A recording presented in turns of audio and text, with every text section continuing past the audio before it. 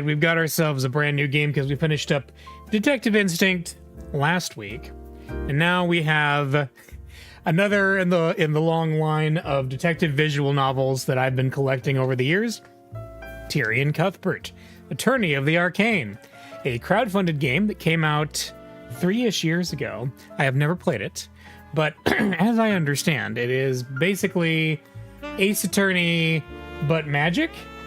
So I'm excited to try it out. Let's jump right in. Case 1, the cold-hearted aristocrat. All right.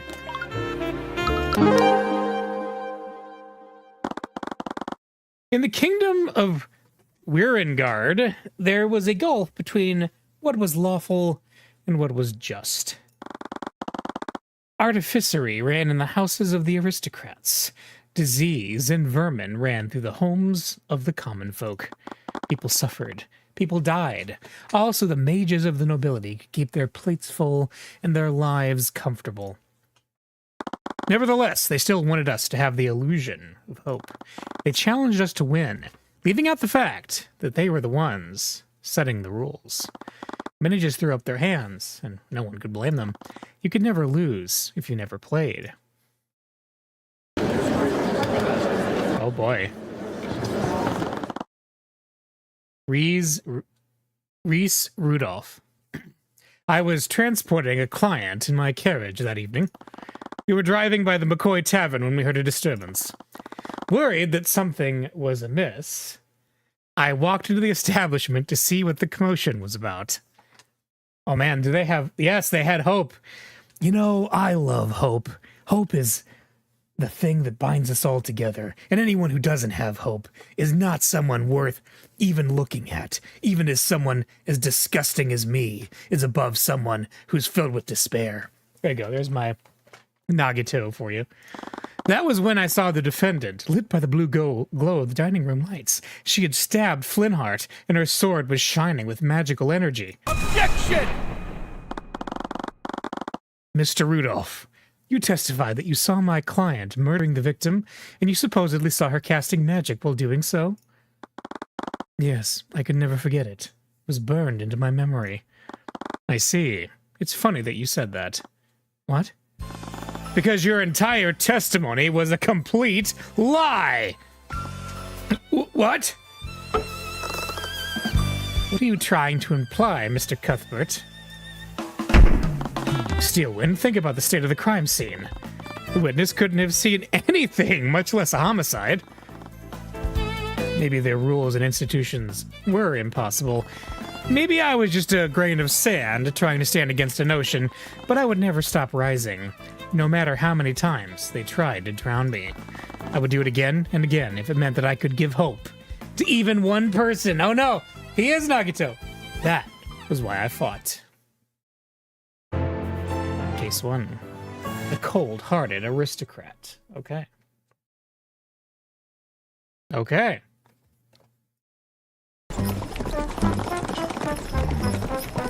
Sweat was soaking through my suit. The air of the countryside was choking me.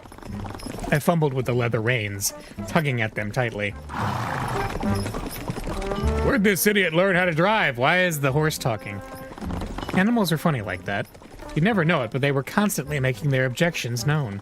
I'd got many complaints like that through my Eye of Horus. Cuthbert, keep the carriage steady. Who's Ruby Timora? Occupation attorney, age 46. Arcane art, none. Okay. Okay, Ruby Timora, occupation attorney, age 46. My mentor and legal guardian. She raised me after my mother was killed and taught me everything I knew about being an attorney. Oh no. Oh no. I think I know what her archetype is. Alright. Yes, Miss Timora. My mentor barely looked up from her runestone. She was staring at some magical projections, probably some court files from a case she was working on. I stared longer than I should have. I'd have just passed the legal certification exam, which only meant that a runestone of my own was coming my way. Yeah, 46? That's old for anime. I just had to prove myself, and this trip was the perfect opportunity. Dissidence was brewing in the countryside, and we were on our way to meet with one of the voices of the revolution. The village we were driving to was nearly at the edge of the eastern border, far from the capital city in the kingdom's center. Here, we ran the risk of running into the military forces deployed to silence voices like his. Whoever this Flintheart McCoy was, Miss Timora's business with him must have been worth all this trouble. Miss Timora, maybe you should switch with me? And what would you learn if I did that? Maybe I was worried about nothing. Practical experience was always a key part of learning whenever she was involved. Why else would she sit quietly there, immersed in her court files? Ah! Did that rock just scream out in pain? I grabbed the reins and pulled them everything I had. The horses slowed to a stop. Oh no, our main character has run over a child within the first 5 minutes of this game. Okay. The child was laying face down in the dirt. A puddle of red was pooling under her. Scaled Lord. I wasn't sure what to do. I wished I'd never procrastinated reading those first aid books.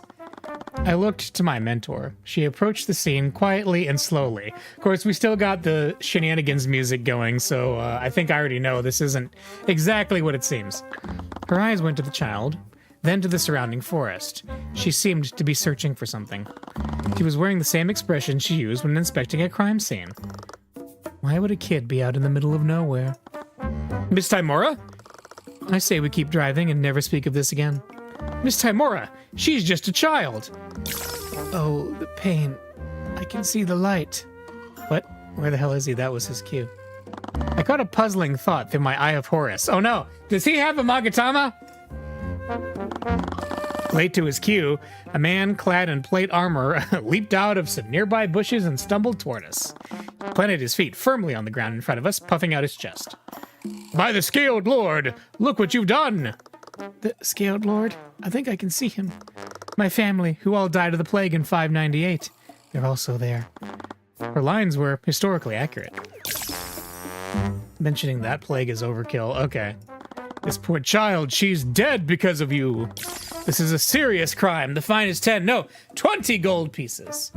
Look at that carriage. They're probably aristocrats visiting House Pierce. 20 gold pieces? The average sentence for vehicular manslaughter was 2 years of imprisonment. Oh, evidence. Vehicular manslaughter.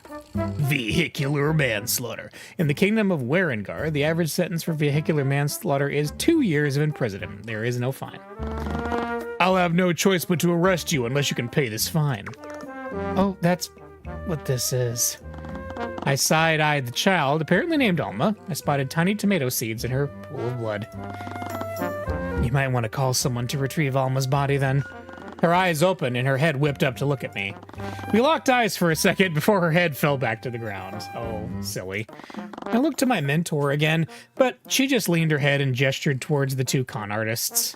It appeared that I was being given another learning opportunity. I couldn't complain, though. I didn't appreciate being treated like an easy mark. Oh, argument time, okay. You started an argument! Defeat your opponent by lowering their confidence. Picking the correct options will do damage to your opponent. However, picking the wrong options will do damage to your confidence. Used context and clues to determine which to pick. Okay. Anyways, what will it be? Oh no, the knight has become a con artist.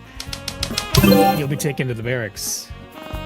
Will you pay your fine, or do we need to sort this out at the barracks?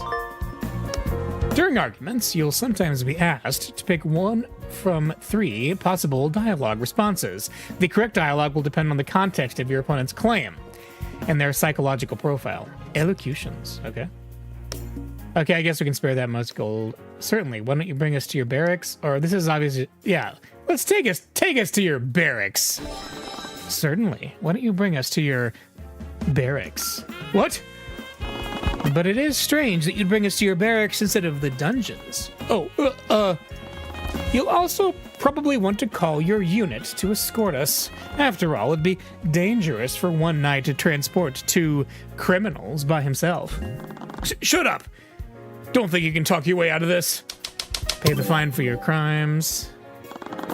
Are you seriously gonna make me take you in? Just pay the damn fine.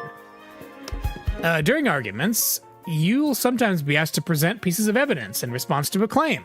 Look at your opponent's claim carefully and present the item that contradicts it.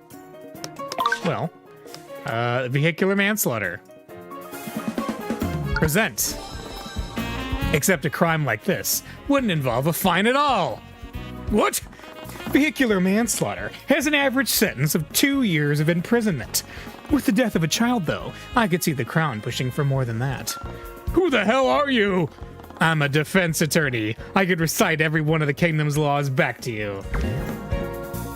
The knight looked nervously between Miss Timora and me. That's it. His hand shot to the rusty sword hanging from his side. He fumbled with it for a bit before pulling it out and waving it at us. I took a step back. My mentor put herself in front of me. I'll use violence if I have to. Enough talk. Wait, he's a knight again? Give us the gold and I won't have to hurt either of you. I can't move that well in this fake armor. Oh no. During arguments, your Eye of Horus will show you your opponent's thoughts and emotions after they make a claim. Compare your opponent's thoughts to the claim to pick the correct option. Use when the opponent's emotions contradict their claim. Use when the opponent's thought contradicts their claim. Or use when the opponent's thought contradicts the evidence. Oh no, this isn't the Eye of Horus. This is Widget.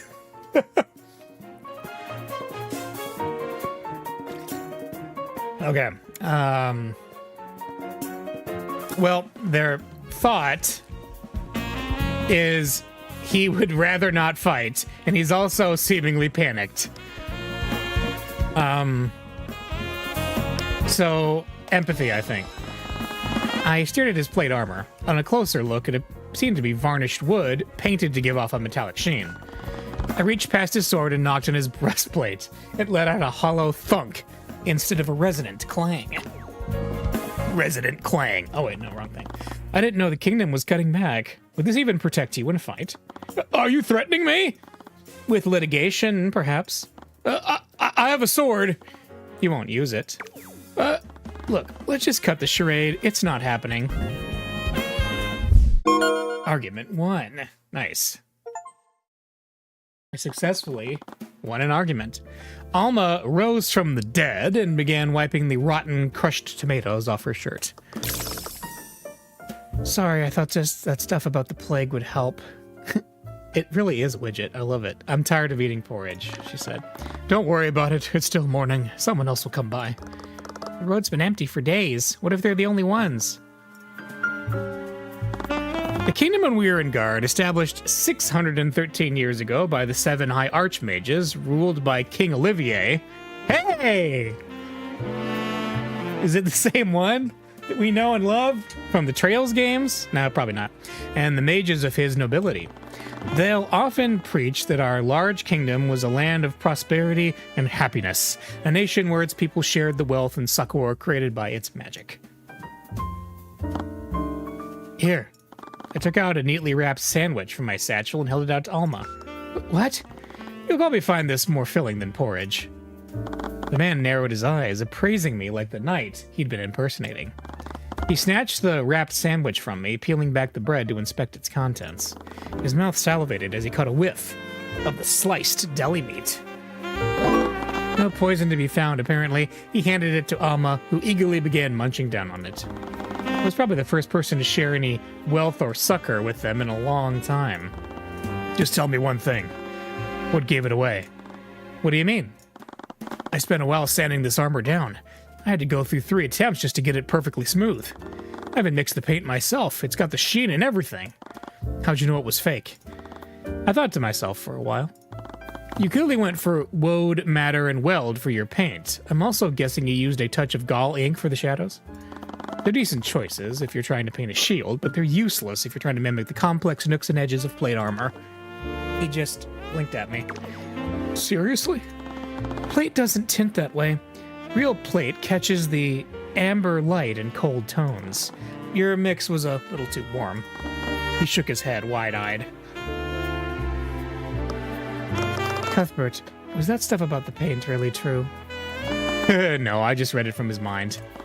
See the look on his face? I kind of understood why my mom enjoyed fortune-telling so much. She said nothing in response. Her eyes were locked on my satchel, now 1 meal short. I'll be fine. They probably skipped a lot more meals than I have. In case you've forgotten, they were trying to scam us. If they really wanted to hurt anyone, they'd throw away that fake armor and just use the sword. We should be helping our fellow commoners, right? Isn't that why we practice law? Just don't expect me to share my lunch with you. I spent a good 15 minutes haggling for those sandwiches. Do we even need to haggle? It's a matter of principle. You give everyone an inch, and they'll take a mile. Okay. We arrived at Cornhaven, but I smelled the stench before I even spotted the village. The smell of rotting meat and excrement hung in the air. I had to fight the urge to retch. But I did my best to swallow my disgust. I'd been begging Miss Tymora to take me on her outings for years. I couldn't show weakness now. Are you okay? I'm fine. I was just surprised. Did you expect the ruling lord to install modern plumbing in a village like this? I guess I never really thought about it. You'll get used to it once you've traveled more. This is just how things are in the outer regions. It really made me appreciate the clean and sanitary streets of the capital. There, the streets and homes were loaded with artificery. We had clean and running water, we had lights that didn't rely on oil and flame. It was as if this village existed in a different time period. I reprimanded myself. I wasn't above this. The people here were commoners, just like me. They only lived like this out of a lack of care from the kingdom. Take a lift here. The tavern should be at the edge of town. If the reports are right, this should be the place. Is this really a meeting place for dissidents against the crown? Flintheart had done an amazing job of disguising their headquarters as a rundown shack. The tavern's been shut down for a few years. Nowadays, Flintheart McCoy just uses it to host his rallies. Hey, you lot! The McCoy Tavern is closed! The dissident leader stormed towards us, our carriage as we parked. He had a roughness to him that matched the state of his tavern. He was practically growling at us with every word. He got close to Miss Tymora's face, his feet firmly planted on the ground. She was unflinching, of course, standing her ground as he leered at the two of us. I take it you're Flintheart McCoy? What's it to you? Flintheart McCoy, occupation unemployed, age 52, leader of a revolutionary faction in Cornhaven and owner of the McCoy Tavern. He seems to have an extreme grudge against mages and the nobility, but that sentiment seems to be common nowadays. Sorry for not writing ahead of time, but my messages weren't getting through. I'm Ruby Tymora. I've been trying to get in touch with you, Flintheart. What? His eyes narrowed for a bit before widening in recognition of the name. Wait, Ruby Tymora? Why didn't you say so? Come on in! His tone flipped to jovial in an instant. Now it was as if he were greeting an old friend. I was surprised people out here even knew who she was. I'd have thought her infamy had only spread in the city. I guess he acknowledged her as an ally. They both had a common enemy, after all. Excuse the mess. We haven't exactly seen a lot of guests. It's fine. My mentor looked around warily as she brushed aside a spider web hanging in front of her. So what brings you here? I doubt someone like you has anything to see out here. One of my clients has been trying to talk to you. We have a proposition that you'll be interested in. I raised my eyebrow at her. This was the first time I'd heard of this client. Is there anywhere where we could talk in private? I got a bunch of empty rooms upstairs. Perfect. Cuthbert, stay here for a moment. Don't you need my help? There's no need for that. How is there no need? The Eye of Horus could extract anything she needed from him. That glare overruled my objection before I could get it out. Without another word, they went up the stairs. I drummed my hands on the dusty table, looking around the tavern. It definitely had a lot of personality, if one counted dusts and insects as character traits. Faint murmurs echoed from the ceiling, slightly stressed. It sounded like their conversation was becoming more frustrated. I brought out a small chessboard from my satchel. Even after a decade, it had served me well. Chess could be played with one person, something that I'd always taken advantage of. I had a match with the Duke of Commerce scheduled in a few months. I wasn't too worried about him, but I might as well take this opportunity.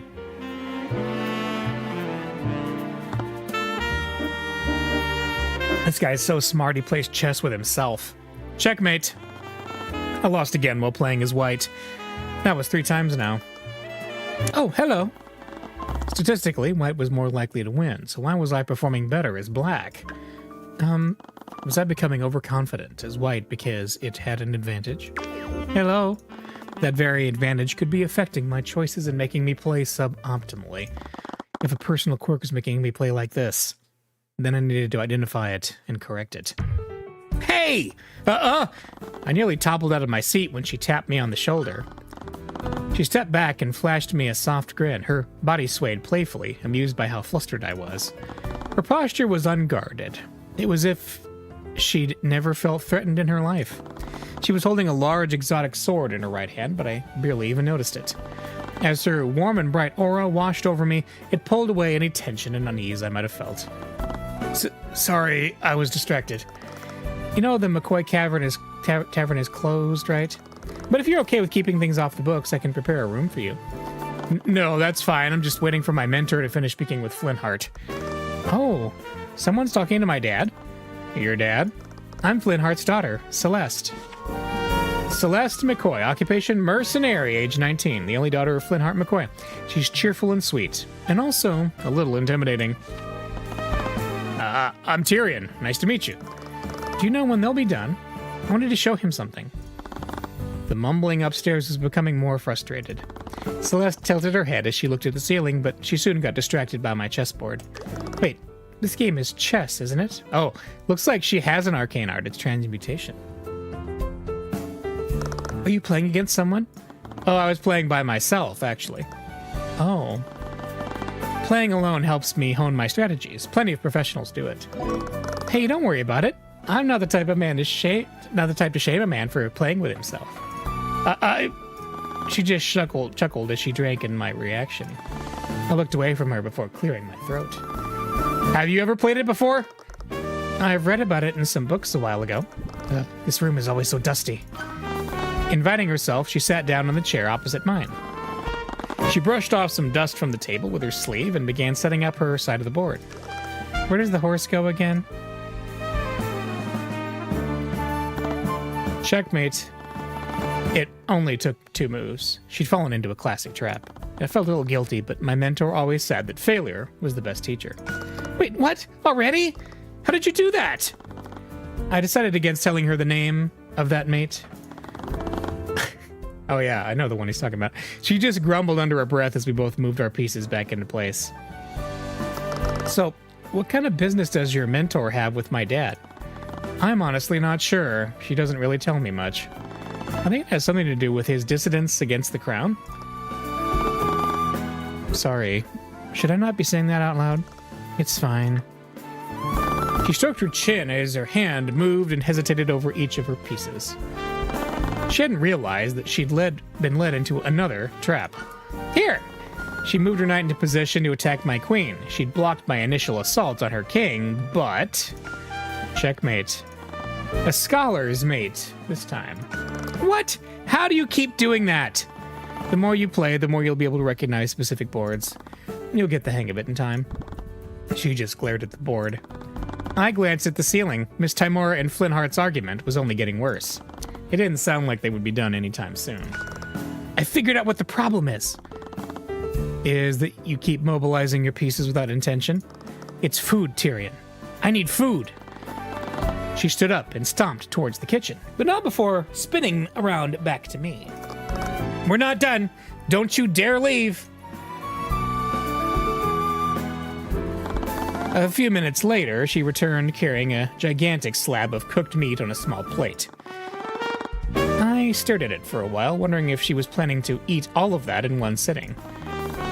She began setting up her side of the board with one hand while holding a fork and knife in the other. She was somehow twirling both utensils in her right hand to switch between them. She delicately carved a small bit of meat with the knife before spinning to a fork to bring it to her mouth. She tilted her head at me and swallowed the bite whole. Hey, it's your move. Right.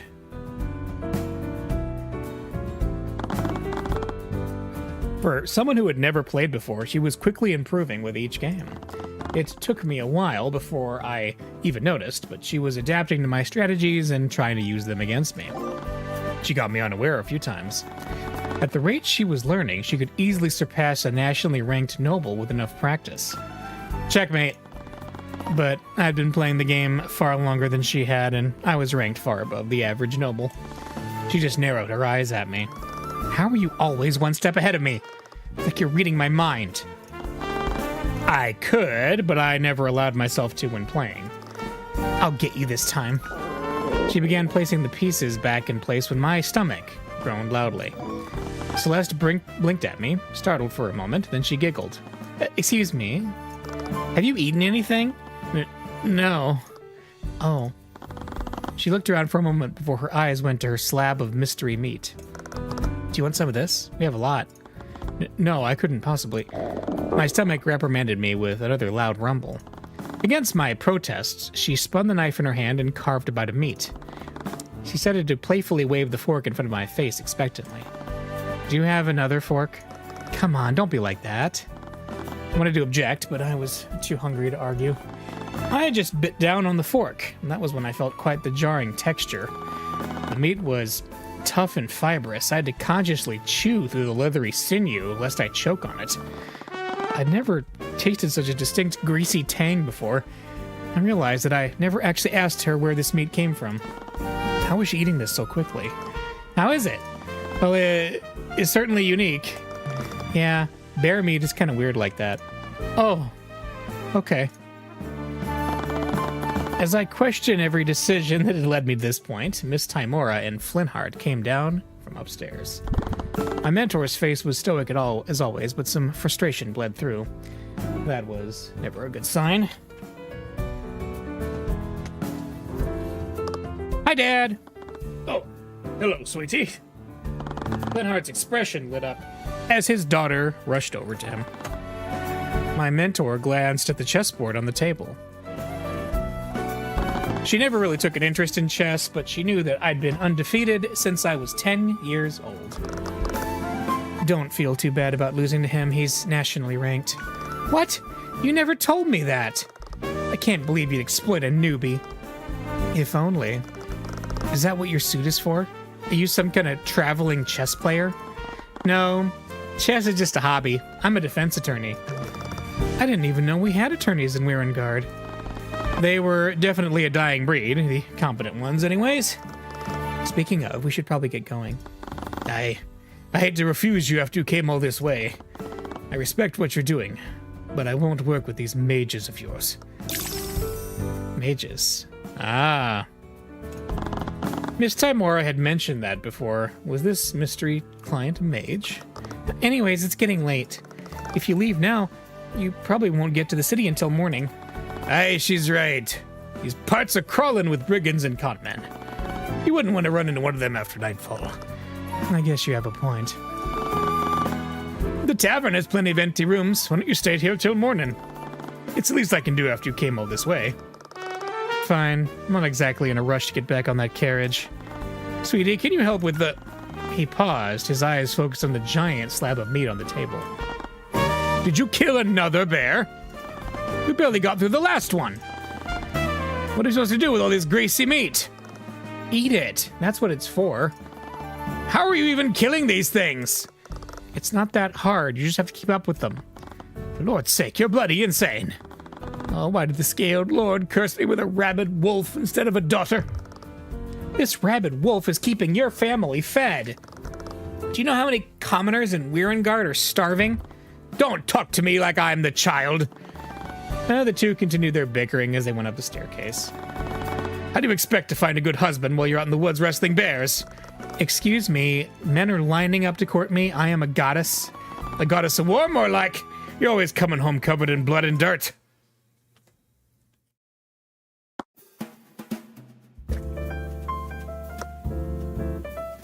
Quiet. Yes. Yes. It's a Damon Gant-esque pause. Okay. So, your talk with Flintheart didn't go well? Why can't he understand that all of this is bigger than him and his vendetta? I still have one last thing we could use. Cuthbert. Celeste skipped back downstairs, pausing upon seeing the air between my mentor and me. Oh, we're done with your rooms. You can head upstairs if you want to rest up. Right. Thank you, Celeste. Silence followed us up the stairs until we arrived at our rooms. Miss Timora's hand gripped the handle of the door, but she never turned it. I'm sorry. I didn't expect our discussion to go for that long. It's fine, I understand. I saw you playing chess with Flintheart's daughter earlier. Was everything okay? What do you mean? You're kind of a sore winner when you play. Only when my opponent's a noble. She caught on quickly. She was ridiculously good for a beginner. Playing against her was nice. Well, I suppose you are at that age. No, that's not what I meant. I never really get to play against other players outside of tournaments. And you only ever want to play shogi against me. Because shogi is clearly superior. It's complete anarchy is what it is. You just bring fallen pieces back to life like some kind of necromancer. It adds depth. Dropping adds a dimension of play that isn't present in chess. We both glared at each other silently, but all the tension from before had left. After a few moments, we just burst out laughing. You really have grown up, haven't you? You must have been only 10 when you suddenly showed up at my house. That was a long time ago. She stayed silent for a moment. I know that you're just trying to help. Then why won't you let me? Cuthbert, it's not the right time. I'm ready for this, Miss Timora. You are. I know you are. That just made me raise an eyebrow at her. Then what's the issue here? Again, she just stayed silent. Get some rest. You'll need to prepare for the journey tomorrow. I winced at that thought. I completely forgot that I'd have to wrangle those horses again. I opened the door and fell into the bed inside. It wasn't long before night fell. Between driving that carriage and dealing with those con artists, I was exhausted. I fell asleep, but I felt uneasiness creep into me as the night went on. I felt myself being pulled away, brought somewhere. In every direction I looked, there was nothing. Only the glass-like floor I was standing on. I saw my reflection in the floor. With each step I took, it rippled and shimmered. I knew that I was dreaming, but something deep inside me insisted that there was something real about this. Found. Hey, that looks like her. Whispers echoed through the realm. I spotted the small, dark silhouette of a person in the distance. She was silently staring at me and murmuring something under her breath. Finally found. She repeated the same phrase, almost like a chant. She looked practically giddy in anticipation of something. I finally found you, Heavensborn! Oh, that's someone else. I woke up to the sound of shouting from downstairs. That was creepy. We got jump scared. I clutched at my chest. My heart was racing, and I was drenched in sweat. That was just a nightmare. I tried to convince myself of that. I shook my head. Something else was happening downstairs. Those voices sound like Celeste's and Flintheart's, and they were only getting louder. Please, just let me explain. I don't want to hear it. They definitely weren't bickering about the bear meat this time. I want you out of my house! Get out! After that, there was only silence, followed by someone storming out of the tavern. The front door of the tavern slammed shut, the entire structure swaying from the force. I lay there silent. What could they be arguing about this late at night? It really wasn't any of my business. Hi, Dad. Oh, hello, sweetie. Flintheart's expression lit up as his daughter rushed over to him.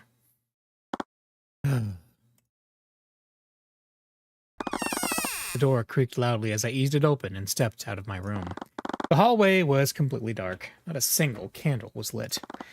I stepped forward slowly, careful not to trip over anything. Well, there he is. Flintheart was trudging up the stairs when I bumped into him. I couldn't see his face, but judging from how he sounded earlier, I probably didn't want to. Sorry. Right, I forgot you too. His voice trailed off. Is everything okay? Sorry, I'm just going to... I slid past Flintheart as I went down the stairs. He barely even noticed. I made my way to the dining room. There weren't any lights in the streets. It was nearly pitch black. Hello? No answer. I looked at the entrance to the tavern. The door was hanging open. The wooden frame was cracked.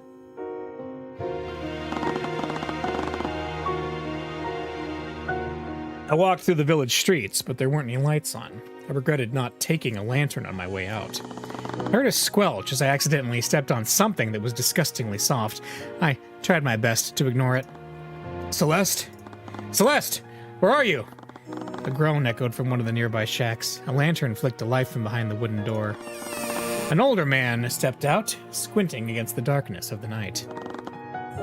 You got an idea what time it is? He eyed me up and down, taking notice of how I was dressed. This ain't the city, boy. We like our peace and quiet after sundown. Send this guy to the chess dimension. That's right, we're going to. Right, sorry. I was just looking for Celeste. Who? Celeste McCoy. She's Flintheart's daughter. Something in his expression shifted. Irritation turned into complete contempt. Do you know her? What do you want with that bastard? That damn mage. Ah, what? Those two probably woke up half the town with their yelling. Look, I just want to make sure that she's safe. Ha! You got nothing to worry about there. Before I could get another word in, he went back into his house in a huff, slamming the door behind him. I just took a breath and continued searching. Who is this? Garrick Pierce. Still have that famous temper, I see. You! Honestly, I never understood how you could stand living in this gloomy shack. Look so. How dare you use that witchcraft in my home? From what I've seen, I'm not the first. You've really been stirring the pot. Four Pillars don't care for what they've been hearing from your rallies. Is that right? I'll be sure to bring that up at the next meeting. For Lord's sake, have some sense, Flintheart. At this rate, you're going to bring Lucio Steelwind down on all of us. You may not value your life, but I will not become another one of his casualties. So you came all this way to convince me to stop? End this foolishness now, and no harm will come to you or your family. You have my word. Ha! Your word is as good as the dirt you lick off the king's boots. You're a killer, as if I'd ever trust you. Flintheart, please. Someone who once thought of you as a friend. I'm only going to ask you once. Friend? Friend? I'll be dead in the ground before I ever call the likes of you a friend. Get out of my house. I don't have time for you. I don't think you'll have much time for anything. Ah! Oh no. Damn it all. You stubborn fool. Why couldn't you have just listened to me? Rudolph. Yes, sir. By the scaled lord, what did you... You killed him? Alert the Inquisition. Tell them that you saw his daughter fleeing the scene. I'm sure their neighbors heard them yelling at each other. Understood, sir. What am I gonna do? Oh! A few hours had already passed, but I finally found her sitting under an old oak tree. She looked just as tired as I was. Probably even more so. Her eyes were wet and red, but she quickly wiped them with her sleeve as she stood up to meet me. I've been looking for you. Oh, did we wake you up? I just wanted to make sure you were okay. It's nothing. We argue like that all the time. Please just go away. Okay. I'm fine, see? She tried to squeeze her lips into a smile, but it didn't reach her eyes. You should really head back. It's not safe to be out here this late. What about you? I can take care of myself. I just stood there silently for a moment. I'm sure he just lost his temper. You don't know that. Mind your own business, she thinks. Sorry. She just looked down and said nothing before exhaling. Maybe you're right. I wouldn't feel right to let you walk back alone anyway. She walked past me, leading me back to the tavern. Yeah, I wonder what it'll be like to have Widget actually exist. I know.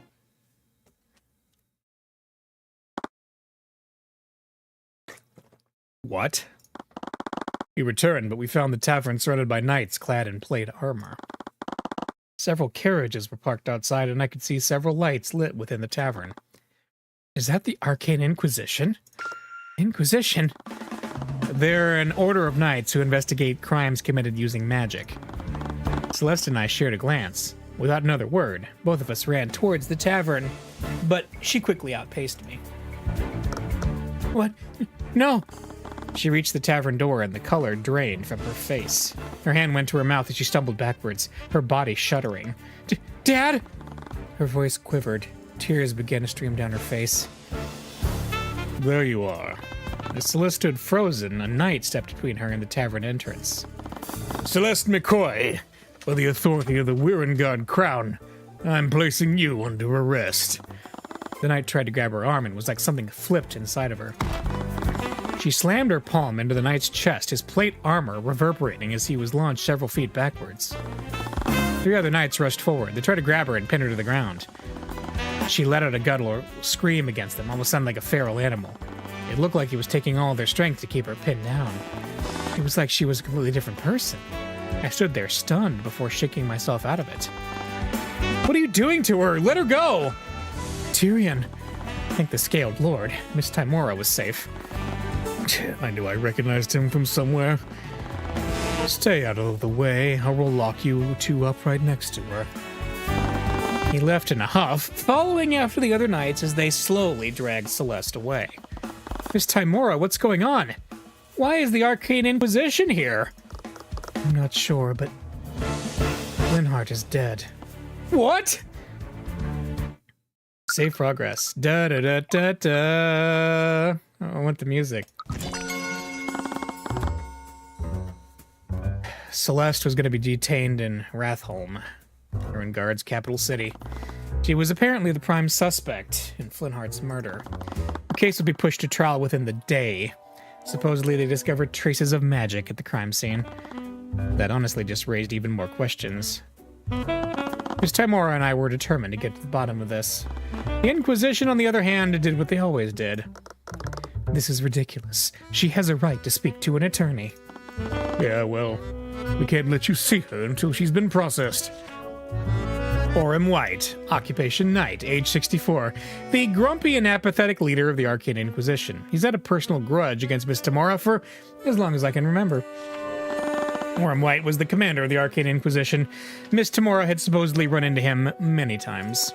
He always looked like the textbook definition of someone who was too old for this. I didn't usually accompany Miss Timora to her crime scenes, but a few times I had, he was always there to run interference. He always looked like he cared more about making trouble for us than actually doing his job. The Inquisition was deep in the nobility's pockets. I'd always assumed that they were paying him to sabotage us. Don't give me that. There's no way you haven't processed her with the trial this close. Yeah? Well, unless you can prove it, I don't need to do anything. What's with all this noise? Oh, The commander's back straightened, his smirk turning into a wince as the girl walked into the chambers. Whoever she was, she must have been younger than me. Despite that, her voice carried the weight of her authority, something which Orem clearly relented to. Her aura was as cold and rigid as stone. Her disposition was probably equally so. Celeste McCoy has a right to counsel, and I know who you are, Ruby Timora. She turned to Orem. She was almost half his size, but he was practically flinching at her every word. Well, the girl hasn't been processed yet. She just let out an irritated sigh as she waved him away. Let them through. What? But... Let them through before I throw you into the cell next to hers. Yes, lady. Miss Steelwind. Steelwind? Arya Steelwind, occupation prosecutor, age 18, a prosecutor from the nobility who hails from House Steelwind, one of the 4 pillar families in Wirengard. She's the daughter of Grand General Lucio Steelwind, leader of Wirengard's military.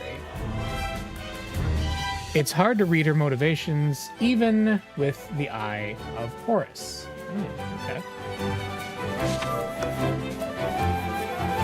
She gave me a passing glance as if she were silently appraising me. She walked out of the dungeons without another word.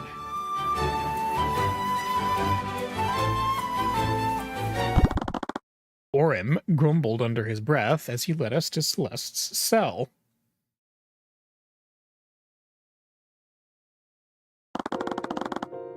I had to wade through a thickening fog of emotions as we descended further into the dungeons. The collective anger and sorrow of the prisoners was choking me. I'd always hated crowds. I could never shut out the storm of thoughts and emotions that came with them, but I tried my best to keep it together. Celeste was going through a lot more than I was. And there she is. Oh! Celeste was curled up on the cold floor, arms wrapped around her knees. When she saw us, she scrambled to her feet. What are you doing here? We know about what happened to your father. I'm so sorry, Celeste. Can't believe it. Okay. Thanks.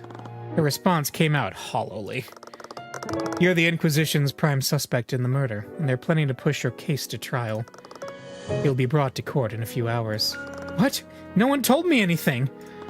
My mentor scoffed in disgust. She was all too familiar with this. They were planning to convict you before you even realized you were on trial. Celeste, Miss Tymora is the best defense attorney in Weird. She can help you. You've been supporting your family from your work as a mercenary. Is that correct? Did she just say mercenary? Celeste occupation. Okay. From your financial history, it appears that you could afford my services. How would you even know that? That's not important. What matters is that I'm representing you. Your case is as good as one. You don't even know what happened. Then tell me. Celeste hesitated, her shoulders tensing at the memory. I got into an argument with my dad, and I left to clear my head. Tyrion found me a bit after that. I think it was a few hours after I left. When we came back and we saw the knights outside, that's when they arrested me. Celeste, if I'm going to be your attorney, I need to know everything that happened. What? They found your sword inside his body, and there were traces of transmutation magic around the crime scene. There aren't any other registered mages in Cornhaven. I need you to tell me the truth. I just told you everything that happened. What are you... She looked down, confused, before her face tightened into a scowl. You actually think I did it, don't you? You think I was the one who killed him? Wait, Miss Tymora. Before I left the tavern to look for her, I ran into Flintheart. He was still alive. And how much time passed between that and when you found her? It was probably about 2 hours, but... Which means there are 2 hours where she wasn't accounted for. We can work around that, but the prosecution will still... No! I didn't do this! She's telling the truth, Miss Tymora. Celeste would never do something like this. Cuthbert, you can't just believe every innocent girl who bats her eyes at you. That is not what this is. Well, did you see that she's innocent? Can you tell me that with certainty? Celeste was being defensive at the moment, too guarded for me to read anything substantial with the Eye of Horus. I didn't see it, but I know that she's innocent. Look, either way, we need to construct a proper alibi so I can... No! How can I work with you if you don't even believe me? Do you even understand the situation you're in? I know exactly what's happening. My dad's dead, and whoever killed him is still out there. Don't be naive. You're a commoner. You're lucky I'm even here. There isn't a single attorney other than me who will defend someone like you. Yeah? Well, what about him? I blinked, confused, for a moment, before I realized that she was pointing at me. You're also a defense attorney, right? I am, but... He's just a kid, McCoy. He's never even defended a case before. I don't care. At least he doesn't think I'm a murderer. Celeste, hold on. So you can take your attitude and leave. I don't need your help. Fine, have it your way. But when you're staring down the gallows and begging me to appeal your conviction, I will be charging you triple my rate. Before I could understand what was going on, Miss Tymora turned away and stormed out. As she reached the door, she looked back at me expectantly. I froze. I knew I wasn't in any position to handle a case like this. That said, I also knew I couldn't leave her to face this alone. My mentor let out a quiet sigh before quietly exiting the dungeons. Sorry, I didn't mean to put you in the middle of that. I can go talk to her. I'm sure she'll come back and take your case. No, I meant what I said. I don't want her help. Celeste, this is serious. Your conviction might as well be a foregone conclusion to the courts. Miss Tymora, it'll be fine. I I know I just pulled you into this without asking. If you want to walk away, I'll understand. I'll figure something out. She tugged a few times at the cell door separating us. I could have sworn I saw the metal bars bending. I exhaled slowly. I knew I wasn't ready for this. I can't stand by and do nothing. I'll take your case, if you'll have me. Really? But there's one thing I need you to tell me. The Arcane Inquisition was called to the scene. I had no idea how they even knew magic had been used, but their presence could only mean one thing. Are you a mage? Yeah, I am. When that villager confronted me before, he called her a bastard. Made a lot more sense now. Do you have noble blood? What does that have to do with anything? The ability to use magic is hereditary. Almost every mage descends from the nobility in some way. If you have birth parents in the nobility, we might be able to use their influence to our advantage. I don't need anyone else's help. I'm a McCoy. That's all I need to know about myself. It seemed best not to push that matter further then. Even so, that's probably why they arrested you. What? Miss Tamora mentioned it earlier. A town of farmers like Cornhaven wouldn't have any other registered mages. It's a good thing you registered with the kingdom. It would have just added one extra charge if you hadn't. But they found traces of magic at the scene of the crime. They have no choice but to suspect you. Are you serious? I'll be honest, I'm not sure how much help I'll really be. Miss Tamora said it herself. I've never defended a client before. Is everything really gonna be okay? Why would I say something like that? A defense attorney should be putting their clients at ease. Like, putting on their best smiles. They go cry when the case is over. But no matter what, I'll get you an acquittal. It doesn't matter who stands in my way. Man, king, or God. What? Sorry, I used to say that a lot as a kid. No, it's okay. At least it made her laugh. But anyways, take some time to rest up. The trial will begin in a few hours. I couldn't imagine what she was going through. She'd not only lost her father, but she was also being framed for his murder. But this was exactly why I became an attorney, to defend people exactly like her. Stories like hers were far too common. But this time I had the power to change it. She was putting her trust in me. I would make sure she would not regret that. Oh man, we don't even get to investigate. It hadn't sunk in yet. I was standing in a real courtroom. I'd only ever acted as Miss Tamora's assistant. Now I was front and center at the defense table. Are you okay? Yes, of course. Maybe if I kept saying that, it would end up being true. That woman from the dungeons was also here. She must have been the prosecutor for Celeste's trial. No wonder she was able to order around the commander like that. I could feel her piercing glare burrowing into me. Why was she looking at me like that? Was she trying to intimidate me? Because it was definitely working. Order! Oh boy. Court is now in session for the trial of Celeste McCoy. The prosecution is ready, Your Honor. Oh, the defense is also ready, Your Honor. Very well. Prosecutor Steelwind, could you please list the charges? The defendant is Celeste McCoy, a mercenary by trade and a registered mage. She's charged with second-degree murder and negligent misuse of the arcane arts. The crime occurred within the McCoy Tavern, a local inn that was shut down years ago. Those who lived nearby reported hearing a loud argument coming from within the building around 1 a.m. At 1:08 a.m., a carriage driver entered the tavern to investigate the disturbance. It was there that he found the victim, the defendant's sword impaled within his body. The Inquisition has provided an autopsy report and documentation for the sword. Autopsy report. Died at 1:12 a.m. after being stabbed from behind with a magical blade. Fatal wound shows heavy traces of transmutation magic. Okay. Celeste's sword. That is quite the anime sword. Yeah. What was the defendant's relationship with the victim? I see that they share the same last name. The defendant is the victim's daughter, but not by blood. She was adopted into the family when she was an infant. Her birth parents are currently unknown. I see. What an unfortunate turn of events. To begin, the prosecution would like to call Commander Orem White to the stand. Witness, please state your name and occupation for the court. Witness, name and occupation. Oh no, she's got the Edgeworth problem. Name's Orem White. I'm the commander of the Arcane Inquisition. Commander, please testify about the details of the Inquisition's investigation. Yeah. Witness testimony. Oh, yeah.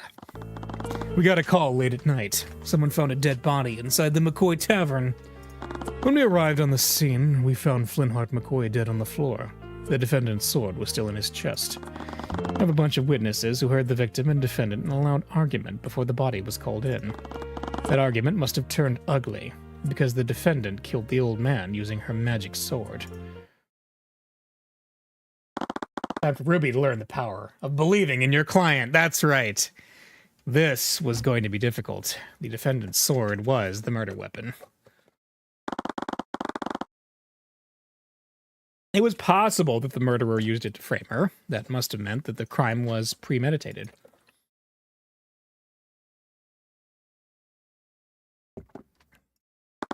Mr. Cuthbert, you may begin your cross-examination.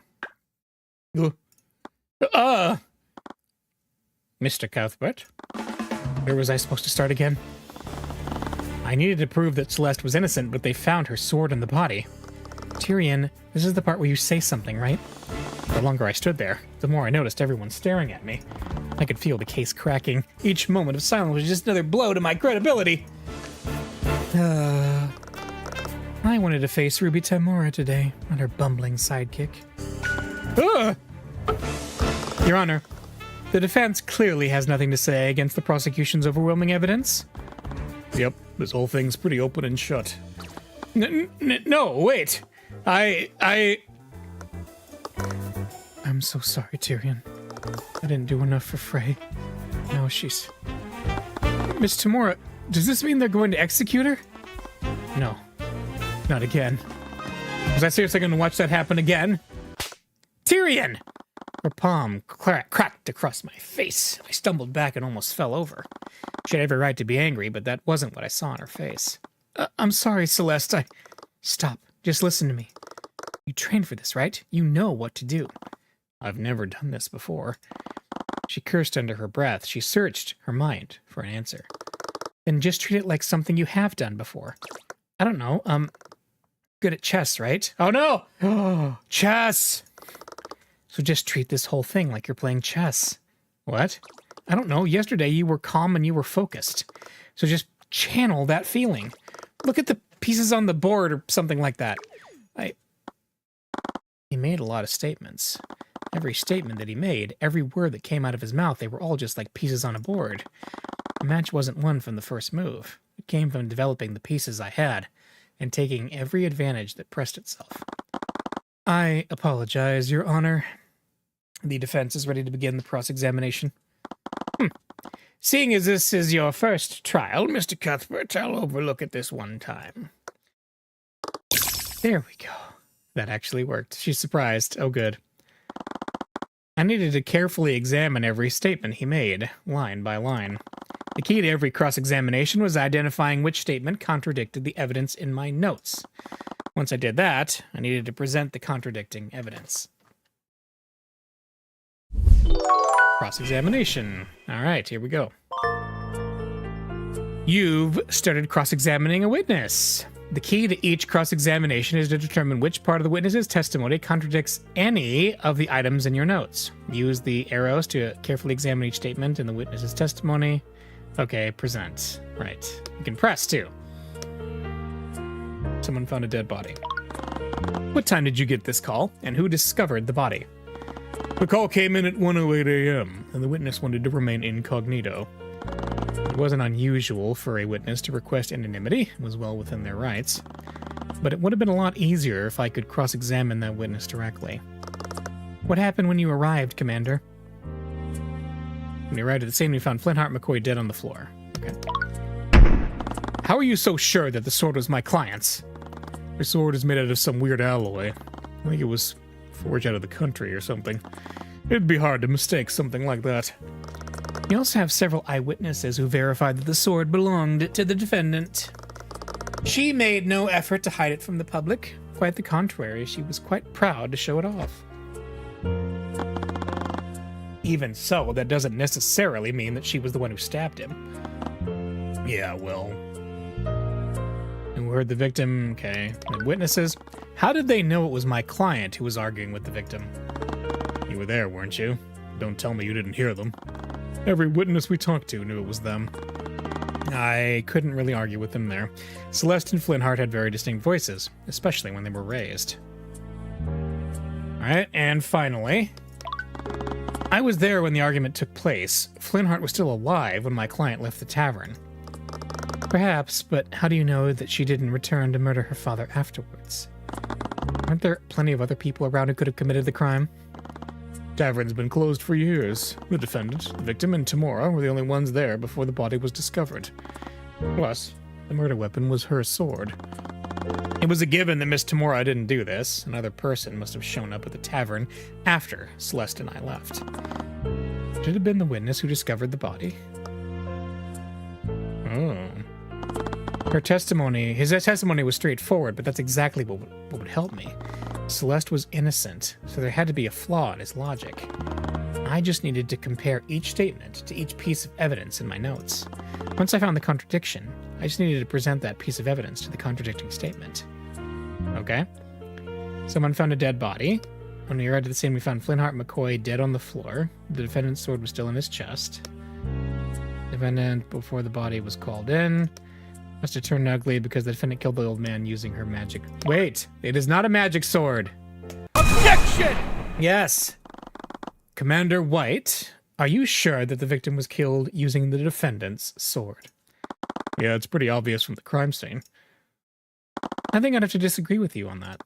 If your testimony is true, the defendant's sword couldn't have been the murder weapon. What are you talking about, kid? The sword was inside his body. That may be, but take another look at the autopsy report. It said that the fatal wound contained traces of transmutation magic.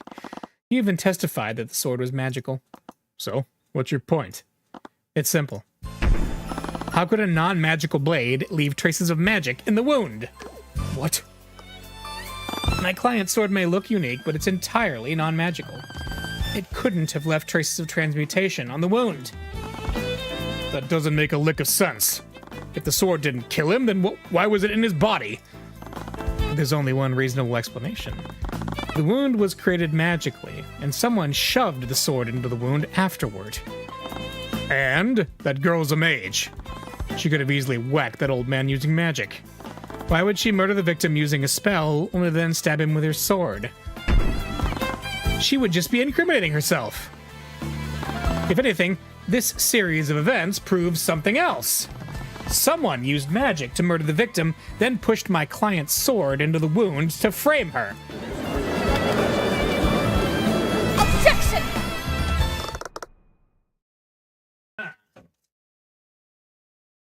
Don't get ahead of yourself, Mr. Cuthbert.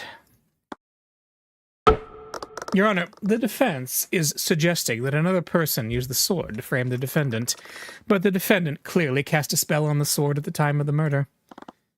She cast a spell? Commander, testify as to how magic was used during the murder. What? All right. I see where you're going with this.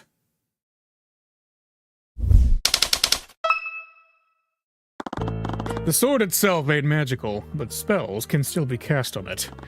That defendant over there, her spell compendium's got a spell called Mage Blade. She must have cast it on her sword before stabbing the old man. That spell is the reason why we found traces of magic on the body. Mage Blade. Transmutation. Arcane. Gesture. None. While concentrating. Yes. Okay, so it's an actual... For the duration of this spell, the edges of the object become unnaturally sharp, making it more effective at slashing through tough material. While under the effect of this spell, the object emits a yellow, radiant glow. The object must be no larger than a 5-foot cube. A spell compendium listed every spell a mage knew how to cast. It was a fundamental piece of evidence that proved which spells a mage could and couldn't use. Celeste, do you have your spell compendium with you? No, my dad was the last person who had it. What? Why would Flintheart have your spell compendium? But he's right. I know how to cast Mage Blade. It's actually the only spell I know. I would like to add that we found traces of transmutation magic on the defendant's sword as well. As I'm sure the court knows, magical traces stay on objects for 48 hours after a spell is cast on them. Oh boy, that's not good. Why don't you tell me that at the beginning? These 48 hours really tightened the timeline for cases like this. Because of that, crimes needed to be investigated before all the magical traces disappeared from the crime scene. It also gave the courts the perfect excuse to push these cases through the system as quickly as possible. Mr. Cuthbert, you may begin your cross-examination. The commander's testimony was a lot vaguer this time. He probably wasn't expecting to give a second testimony. Pressing his statements really helped in situations like this. Doing that might reveal new pieces of evidence that I could use against him. Okay? We gotta press. We're learning how to press, technically. But this ain't our first rodeo. Sometimes the contradicting statement isn't always apparent in a witness's testimony. You can press statements during a cross-examination to gain more information about that specific statement. Pressing can sometimes reveal new statements or evidence you can use. Sword aims, okay. Are you accusing my client of casting a spell and channeling it through her sword? There are a vast number of spells that operate like that. Spells from the School of Transmutation are almost exclusively channeled through an object. Your client clearly learned a spell that would aid in her work as a mercenary. Speaking of which, a defendant or spell, yep, Mage Blade. It's a transmutation spell that sharpens and empowers my sword. Wouldn't it be excessive for the defendant to use a spell like that on the victim? He wasn't wearing any armor or protection at the time of his death. The victim and the defendant were in an intense argument. Perhaps she used the spell in a fit of rage. Perhaps she simply cast it out of habit. What matters is that the sword undeniably has traces of transmutation magic on it. Yep, she must have cast it on her sword before stabbing the old man. Why would she go to the trouble of doing that? Her sword alone would have been enough to murder a defenseless person. Mages are always looking for an excuse to throw their power around. There's no rhyme or reason to it. Isn't that just your own personal bias, Commander? We don't need to understand why the defendant did what she did. The fact of the matter is that traces of magic were found on the body and the sword. Do you have any evidence of the contrary, Mr. Cuthbert? The spell is the reason why we found traces of magic on the body. Okay. About that, spells only leave magical traces on the objects they target, and those traces are only detectable for 48 hours. If my client cast Mage Blade, like you said, there shouldn't have been any magical traces on the wound. They would only be traces on the sword. We always find random magical traces at crime scenes. We can always explain each trace we detect. That sounds more like a failure on the Inquisition's part than anything else. Can we really trust that your knights examine this scene properly? You don't believe me? Take a look at this picture. Oh. I've seen pictures of dead bodies while studying Miss Tamura's past cases, but there was something unnerving about seeing someone I'd met yesterday. I carefully inspected the photo, taking great care to keep it out of Celeste's view. You can see it plain as day. The sword has the highest concentration of transmutation traces. But why didn't those traces fully cover the weapon? Did the transmutation spell damage the sword somehow? We got a crime scene photo, okay. Why was this picture not brought to my attention, Orin? What would be the point of that? The entire case is open and shut. Prosecution seemed unnerved by something. Oh, really? You can see it in the photo. She stabbed him right through the chest using Mage Blade. Wait, but Mage Blade is a slashing spell. Objection! Right? Your Honor, it's clear that the witness's testimony is contradictory. Yeah, salary cutting noises. Ah, and this piece of evidence proves it. I fail to see how that proves anything, Mr. Cuthbert. Oh, I guess you're right. Oh, that's too bad. Oh, good. We don't lose any points yet. He was right about the photo. It clearly showed that he was stabbed from the front. So why did that bother me so much? His testimony was a little bit vague this time. Pressing his statements. Let me ask his... Yes, okay. He stabbed him right through the chest. Hang on. Can we see the view photo again? Well, hang on.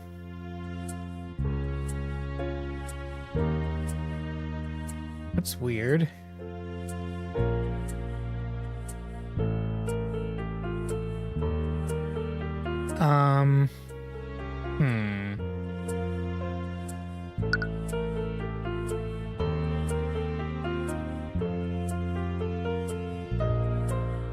Shows the traces of transmutation magic that were on the sword, okay? Died after being stabbed from behind. Objection! There we go. I'm sorry, Commander White, but you've shown us an even more glaring contradiction. Oh, yeah? In your testimony, you said that my client stabbed the victim right through the chest. You can see it right there in the picture. So where's your contradiction? That's exactly the problem, Commander.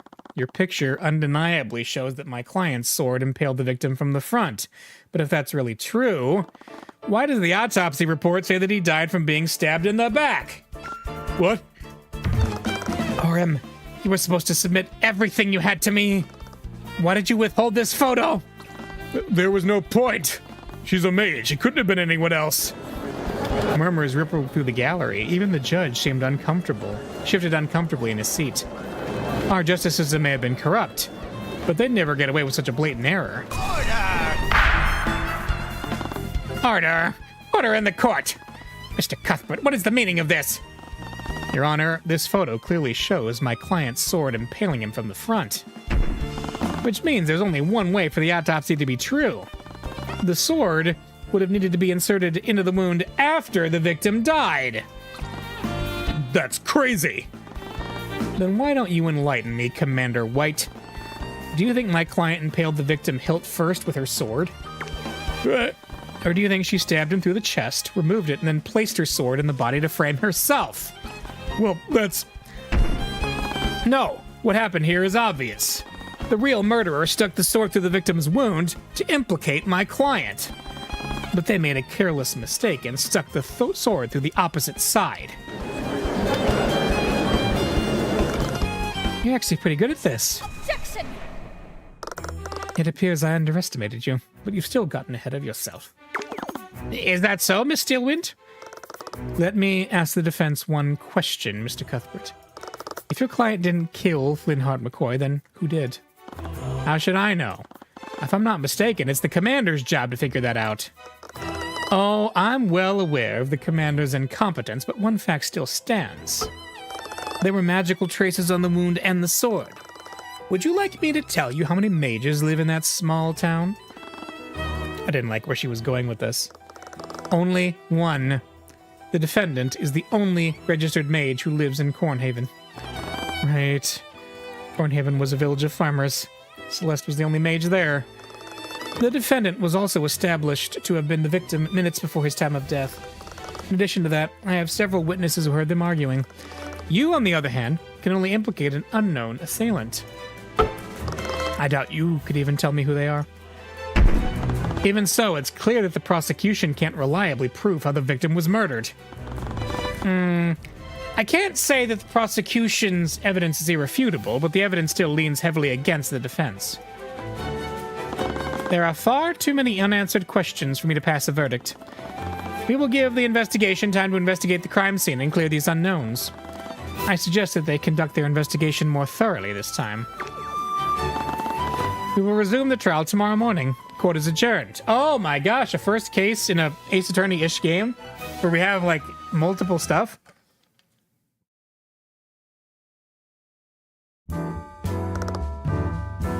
Hello, Cuthbert. Oh, Miss Tamora. I tensed as she approached me. I'd been so focused on Celeste Cates, I hadn't even thought about how I'd left things with my mentor. Scaled Lord. She'd probably been in the gallery, too. She must have seen how I froze up during the first cross-examination. Your job is to put your client at ease, not the other way around. Sorry. I'm sure she was just snapping you out of it, but everyone saw her become violent with you. That's not exactly helpful if you want to prove she's not a violent murderer. Make no mistake, the prosecution will use that to their advantage. What's wrong with you? He did fine. McCoy, if the Inquisition didn't botch the investigation, Cuthbert would never have been able to buy this much time. In case you've forgotten, he's my defense attorney, not you. I don't get why he has to take notes from you. No, she's right, Celeste. I need to do better. I can't ever let myself freeze up like that again. I might not be so lucky next time. Other than that, I'll admit that you did well. You cross-examined the commander adequately, and you handled Steelwind's rebuttals as well as you could have. I remember how Prosecutor Steelwind was glaring at me the whole trial. Even thinking about it was enough to make me nauseous. Steelwind. Why did that name sound so familiar? Wait, isn't House Steelwind one of the Four Pillar families? That's right. Lucio Steelwind is the Grand General we were in Guards military. Hasn't he been caught up in a lot of scandals recently? Scandals? He's been having people killed by the thousands. Right. I remember seeing several articles about him in the Rathholm Gazette. In recent years, groups voicing their grievances against the crown had begun to surface in the countryside. King Olivier would answer their complaints by unleashing Steelwind's soldiers on these so-called insurrectionists. More often than not, their peaceful protests turned violent, leading to bloody retaliations from Lucio's forces. And Arya is Lucio Steelwind's only heir. When I saw her name on the docket, I wrote her off as a noble, role-playing for fun. But she's good. Better than most of the prosecutors I've faced. She's taking this seriously, and with what Flintheart was doing, I can't help but wonder if the prosecutor is acting on her father's behalf. Do you think Prosecutor Steelwind is protecting the real killer? The Inquisition Knights were the first responders to the scene. Didn't that strike you as odd? Right. In a small town like Cornhaven, the village militia would be the first people there.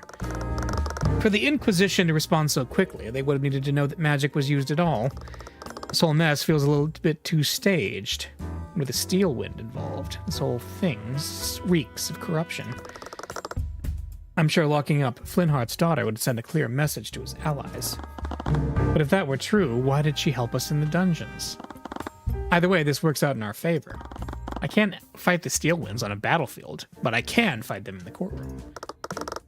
On that subject, I've been meaning to give you this. My spell compendium? I grabbed it from the dining room before the Inquisition arrived. They have a bad habit of misplacing pieces of evidence like this. Alright, it contains the formula for only one spell, Mage Blade. Right. So this is your spell compendium. And it only has one spell. Mage Blade. The prosecution will need to prove that Mage Blade is used in the murder. It will restrict their plan of attack, which will give you an edge over them. But I still have no idea who actually did this. Celeste, I need to talk to you about what your father was doing. Oh. She glanced at the bailiff. He was looming close, staring daggers at her. I should go. It looks like they can't wait to throw me back into that cell. But wait, She turned away and quickly walked off without another word. Miss Tamora just shook her head. She's practically begging for a conviction at this rate. Bringing up her late father may have struck a nerve. I would need to be more delicate next time. I can speak with her in the dungeons later. Right now, I want to take a look at the crime scene. With how negligent the Inquisition were, I doubt they found everything. If you're planning to investigate the crime scene, you need this. She reached into her coat and pulled out a small blue runestone. I froze for a moment, staring wide-eyed at it. Is that... Attorney's runestone, yes. Almost like a badge. It's an attorney's runestone. I had a commission for you after you passed the exam last month. You've had one ready this entire time? Cuthbert, are you crying? No. I wet my eyes and delicately stored the runestone in the pocket of my jacket. You embarrassed them today. Don't expect them to be that sloppy again. As much as I hate to admit it, your investigative mind is sharper than mine. If anyone can get through this, it's you. Oh, thank you. She turned to take a seat at the bench near the courtroom entrance. It looked like she would be staying here until the case was over. I tucked Celeste's spell compendium into my jacket. I hadn't slept, and my body still ached from the carriage ride. I still didn't know whether I was truly up to this, but none of that mattered. Celeste was counting on me, and I wouldn't let anyone get away with killing Flintheart, even if the Steel Winds were involved. Save, yeah. All right, I'm gonna take my quick break. Yes, we're gonna show the runestone, and be right back.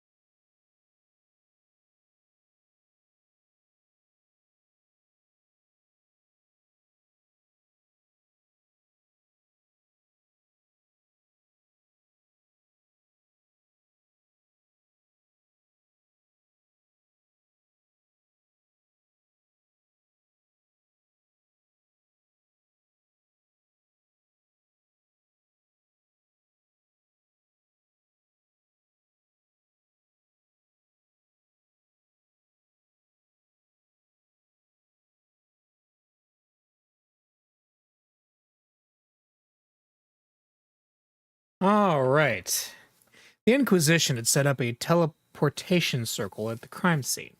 As the defense attorney for this case, I was permitted to use it. With it, I could travel instantly back and forth between the McCoy Tavern and the Capitol. I wondered how they were going to handle that, because they established it was like a decentish journey. Okay.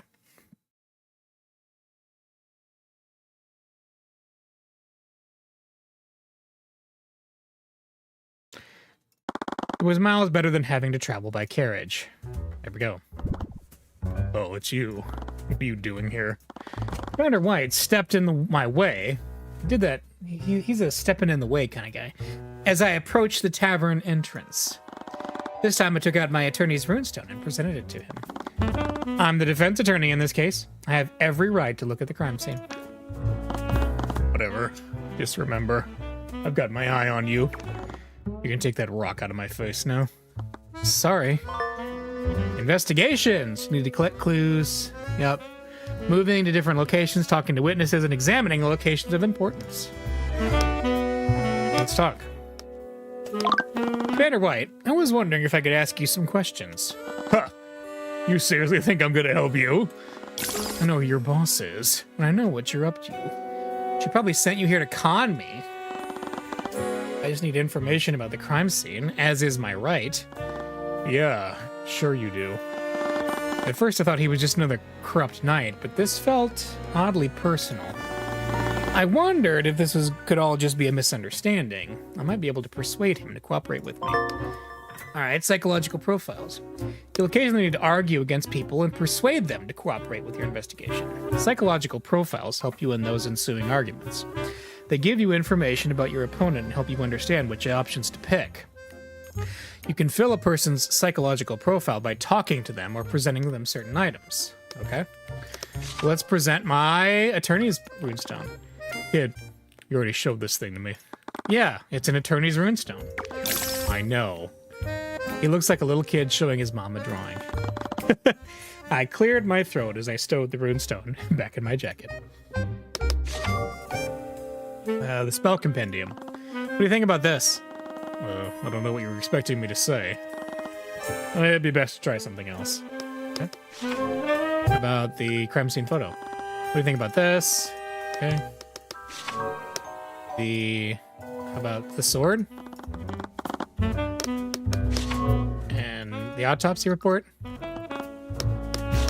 What about Ruby? I have to ask, did something happen between you and Miss Tamora? Huh, Miss Tamora. You really are her lackey, though, through and through. She's my legal guardian. I owe a lot to her. Oh, that's who you were this whole time? I didn't even know she had a kid.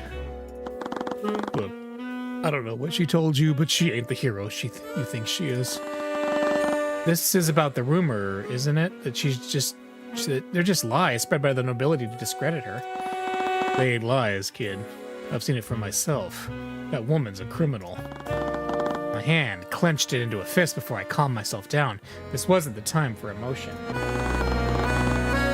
She defends mages who don't have the protection of the nobility. She hates the aristocracy just as much as you do.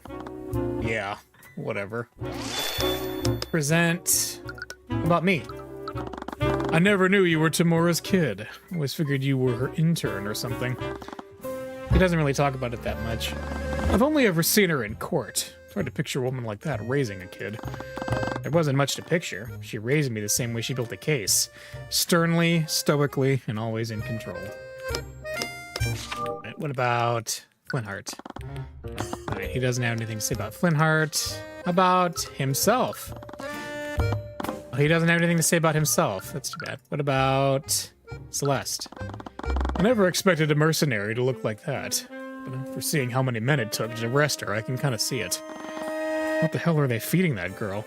Bear meat, from what I've seen. Huh. I guess that makes sense. You are what you eat. I wonder if we can get bear meat in the Inquisition's mess hall. Oh, no. And what about Arya? I heard that this was Prosecutor Steelwind's first trial. She must be pretty talented if that's true. Pain in my ass is what she is.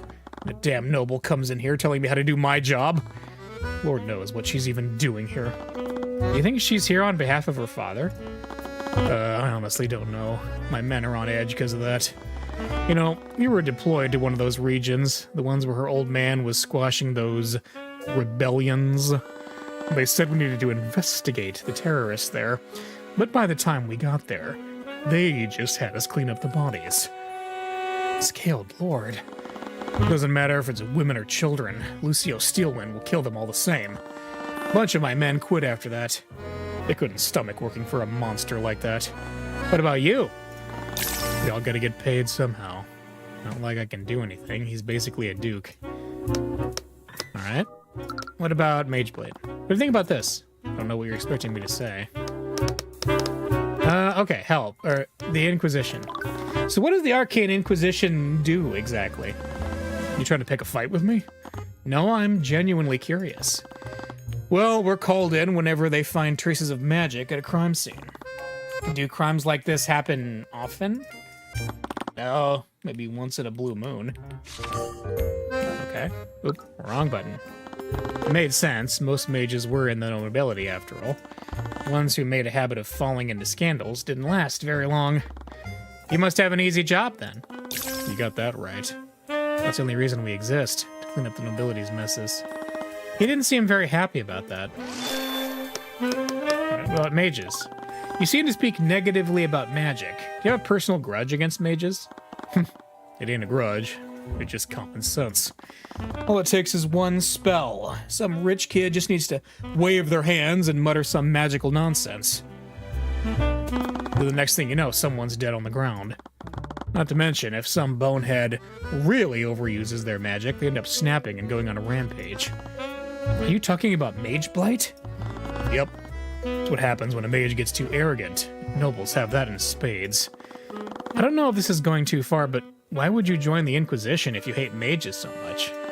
Considering the fact that my job is to sweep the nobility's crimes under the rug? I didn't mean to insinuate. Nope, you have the right of it.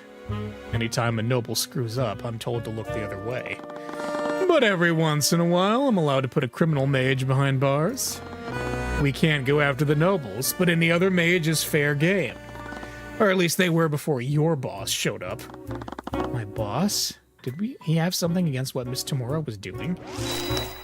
What about Ruby? I have to ask, did something happen? No, her lackey. Okay. Alright, we already did all this. Okay. Yeah, whatever. Let's argument. Commander White was being hostile towards me. At first, I thought he was just being corrupt or apathetic, but he seemed to have a personal grudge against Miss Tamora and me. If I could clear up this misunderstanding, he might help me. Argument. Here we go. Commander White is stubborn and stuck in his ways. He seems to have a grudge against Ruby Tamora and will react negatively if you try to defend her. However, he will respect you if you defend yourself against personal attacks. Do you have an issue with me, Commander White? Don't give me that crap. I've seen who you work for. You think I don't know what you're doing? Ruby Tamora is a crooked lawyer. Okay. I'll be dead in the ground before I help you. My client... Regardless of what Tamora... I'm the one heading the case. My client deserves his fair trial. Let's say I'm the one. Yeah. Regardless of what Miss Tamora has done, I'm the one heading this case. You don't even know me. Whatever problems you have with her, they have nothing to do with me. I've seen how she defends her clients. Forgery, bribery, blackmail. She'll do whatever it takes to win. You're just another crook. It doesn't matter what you say. I know you're just like her. I'm not, Ruby. What you think of her isn't relevant here, regardless of what you've seen her do. I'm trying to run an honest case. Me being her successor has nothing to do with it. Let's do, helping me. There you go, deflect. I'm not Ruby Tamora. What you think of her isn't relevant here. Regardless of what you've seen her do, I am trying to run an honest case. Look, kid, after what I've seen her pull in court, I'm not gonna fall for it. I have no reason to trust you. No matter what, I know you're a crooked lawyer raised by the biggest crook of them all. You have no proof that she's a crook. Nah. Rationalize. But the only thing that she taught me was how to practice law. Have you seen me engage in any crooked behavior? Nah. I think it just deflect. Deflect, deflect, deflect. I'm just a defense attorney who's asking you for information about the case. Nothing that I've done has given you any reason to suspect me. He spent some time searching for a rebuttal, but after a while he just let out a resigned sigh. You just want info on the case, right? Yes, that's all I'm asking for. All right, fine. I'll answer your questions. But you better not make me regret this. Argument 1. I successfully persuaded Orem White. Let's talk the murder weapon. I'm not entirely sure that the sword was the real murder weapon. Right. I guess you want to prove that someone else stuck the sword in that body. Did the Inquisition find anything suspicious on the scene? If you're asking if we found another bloody weapon lying around, we didn't. That would have been a bit too convenient, wouldn't it? If there was another murder weapon, the killer probably walked out with it. Do you think they could have hidden it somewhere in the tavern? Doubt it. After the trial, Steelwind turned the place upside down and scanned it with her magic. If there was something hidden here, we would have found it already. It was the shard of ice, wasn't it? Orm's mistake. I can't believe you overlooked something so obvious. Oh, shut it with that. I already got an earful about that mess from Steelwind. Well, you don't have to worry about me screwing things up. Steelwind's taking over the whole entire investigation. Do prosecutors normally do that? Nope, but she ain't no prosecutor. She's a Steelwind. I know better than to go against her orders from her sort. I know we made a mistake, but she's taking this too far. She even had my men draft a map of the crime scene. Really? Could I see it? Knock yourself out. I have a bunch of copies. Don't know how much good it'll do you, though. Crime scene map. Alright, what about Arya Steelwind? I heard that this was Prosecutor Steelwind's first trial. She must be pretty talented if that's true.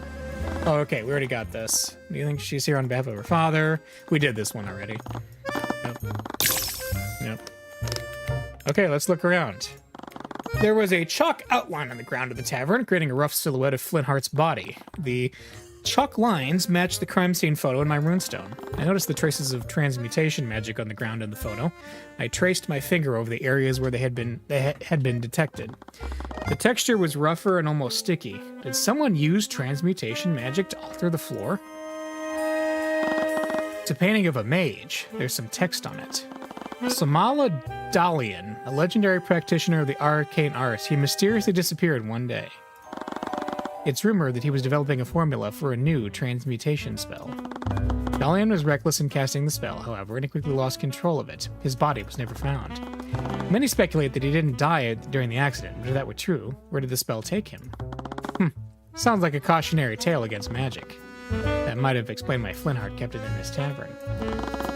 There were candles on each of the tables in the dining area, but there were also lamps mounted on the walls. On closer inspection, they appeared to be artificery, machines that could reproduce the effects of magic. Why wasn't the Inquisition using those instead? It's a portrait of someone. There's some text on it. Adam Evil Eye, politician of the Pedantic. I've heard of this guy. He's some kind of politician from one of the nations south of here. I heard he's pretty much a shoo-in to win whatever election they have going there. An election? Had Flintheart been studying alternate forms of government for his little revolution? There were candles on each of the tables in the dining area, but there were also lamps mounted on the walls. On closer inspection, they appear to be artificery. Okay. We got that. That's everything here, then. And we got everything, so... let's go upstairs. As I made up my way up the stairs, I overheard Steelwind arguing with someone. If you keep showing your face here, people will start asking questions. I have the investigation under control now.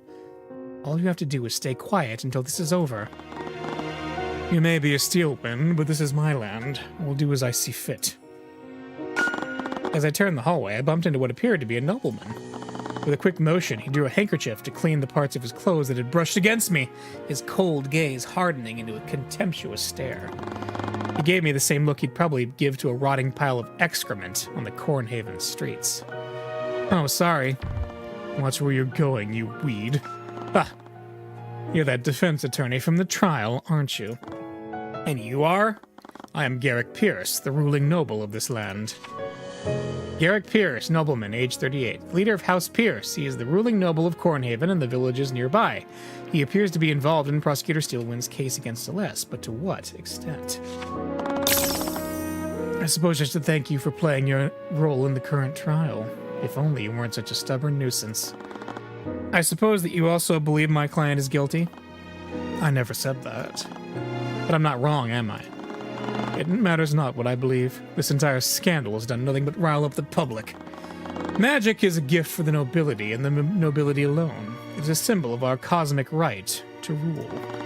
Bastards like that girl should know their place. This is what happens when the gift of magic is used by those of impure blood. She's just an innocent woman who got wrapped up in all of this. Huh. I must commend you. You almost had me fooled. Excuse me? Wait. Do you actually believe her little story? What good is a defense attorney if they don't believe in their clients? Yeah. Scaled Lord. And here I took you for another envious commoner, but you actually believe that trite. Are you sure you're Tamora's brat? I knew I had to pick my battles, but I really weighed the legal consequence. He said the thing! Yes, he did. The consequence of punching him square in the face. Let me tell you something, boy. Even if that bastard is innocent, the charges have been laid and made public. Someone must take the fall, lest the public accuse the justice system of corruption. If the king believes there is any unrest here, even for a moment, he will unleash Lucio Steelwind and his soldiers upon this region. I'm sure you're well aware of what tends to follow after. That doesn't mean my client should be convicted of a crime she didn't commit. What is one insignificant girl when compared to the stability and well-being of the people in this land? You're far too short-sighted. It's enough. Stop antagonizing him, Pierce. He glanced at the prosecutor for a moment and then back at me. For a moment, I caught a flicker of fear in his eyes. I suppose that even House Pierce had reason to fear the Steelwinds. Without another word, he walked down the stairs. I don't agree with him. What? Our system should exist to deliver truth and justice, not quell public opinion. If you really believe that, you wouldn't be working against my client. Do you honestly think she's the kind of monster who would murder her own father? I'm not so superficial that I judge someone based on their appearance. The only thing I trust is evidence, and all of it points to her as the only possible killer. Is that really what you believe? Or are you just hiding the fact that you're here on your father's behalf? Ooh. I am not working with my father. I'm working against him just as much as you are. Interesting. What? She's working against her father? My apologies. I don't know what came over me. It's fine. I respect you, Mr. Cuthbert. You should fight according to your own ideals, just as I will fight for mine. I tried to think of a retort, but said nothing as she walked past me. Okay. Well, let's see. Several doors led to guest rooms. Aside from the rooms that Miss Tamora and I used, they didn't look like they'd been opened for quite some time. Candles, they were part of the old architecture. There was a door at the end of the hallway. I saw a light under the door. Someone was inside. I tried to open the door, but it seemed locked. I knocked on the door, but received no answer in return. Okay. So there's nothing we can do, I guess. Okay. Well, we can go back to the courthouse. Oh, Cuthbert, you're back. Sorry, I guess I'm just a little lost about where to go. Well, I guess I can give you some guidance. During your investigation, you can talk to your mentor to get a clue on where to go next. Feel free to do this if you ever feel lost or stuck. In future cases, you may receive assistance from a certain mercenary. Oh, I wondered if she was going to be the Maya of this game. I got vibes of that from her. Right. Let's wait. I can't believe it. I finally have an attorney's runestone. You worked hard for it. I never got a chance to thank you. Wait, yeah, she doesn't get guilty. Yeah, she's not found guilty? Whoa, spoilers. Just focus on your current case. It has a lot of different functions. I can go over the manual with you after you quit McCoy. Okay, so we're not going to get to use its powers yet. Let's see. What about me? I'm not going to go over every piece of evidence with you. You'll learn nothing if I do that. Can you at least give me a hint? No. Let's talk. The investigation. You should really head to the crime scene and gather as much information as possible. Right. I still have no idea what happened the night of the murder. The next lead. Where should I go next, Miss Tamora? You haven't really gone anywhere. You should really head to the crime scene. Right, of course. Does that mean there's more at the crime scene? Let's see.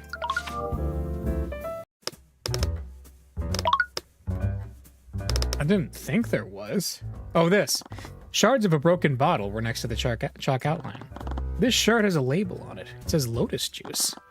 I've never heard of that brand before. Shattered bottle of Lotus Juice. Okay.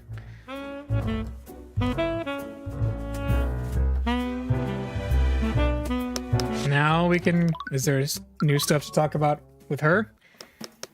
No? Alright. What about... Does she know what Lotus Juice is? Alright. Well, let's go... Let's go to the dungeons, I guess, and talk to Maya here. I returned to the dungeons, but Celeste's cell was empty. The Inquisition must have still been questioning her. I would need to come back later. Oh, no! So I gotta stay here? Alright. Let's present the Lotus Juice. What do you think about this? Oh, never mind. So, here's the crime scene map. This looks like a, it's quite a map. Alright. Can you point on this map where you think the contradiction is? I'm predicting later. Alright. Spell Compendium, Mage Blade, Crime Scene Photo, we got that. Let's go back upstairs, I guess? Is there anything here I'm missing having looked at? That's what's curious to me.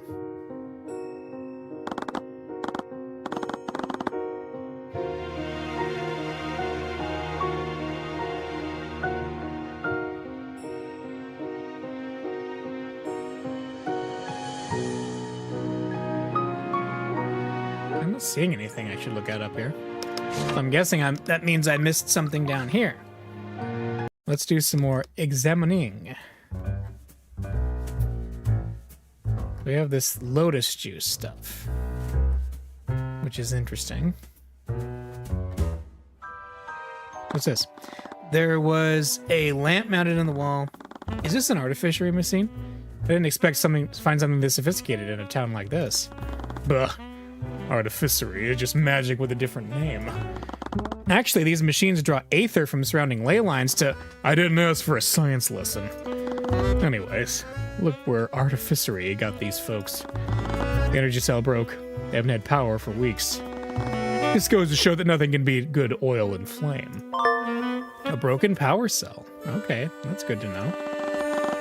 I've found everything that I could in the dining area, but what did it all mean? No other murder weapon was found, and there wasn't any evidence of another person at the scene either.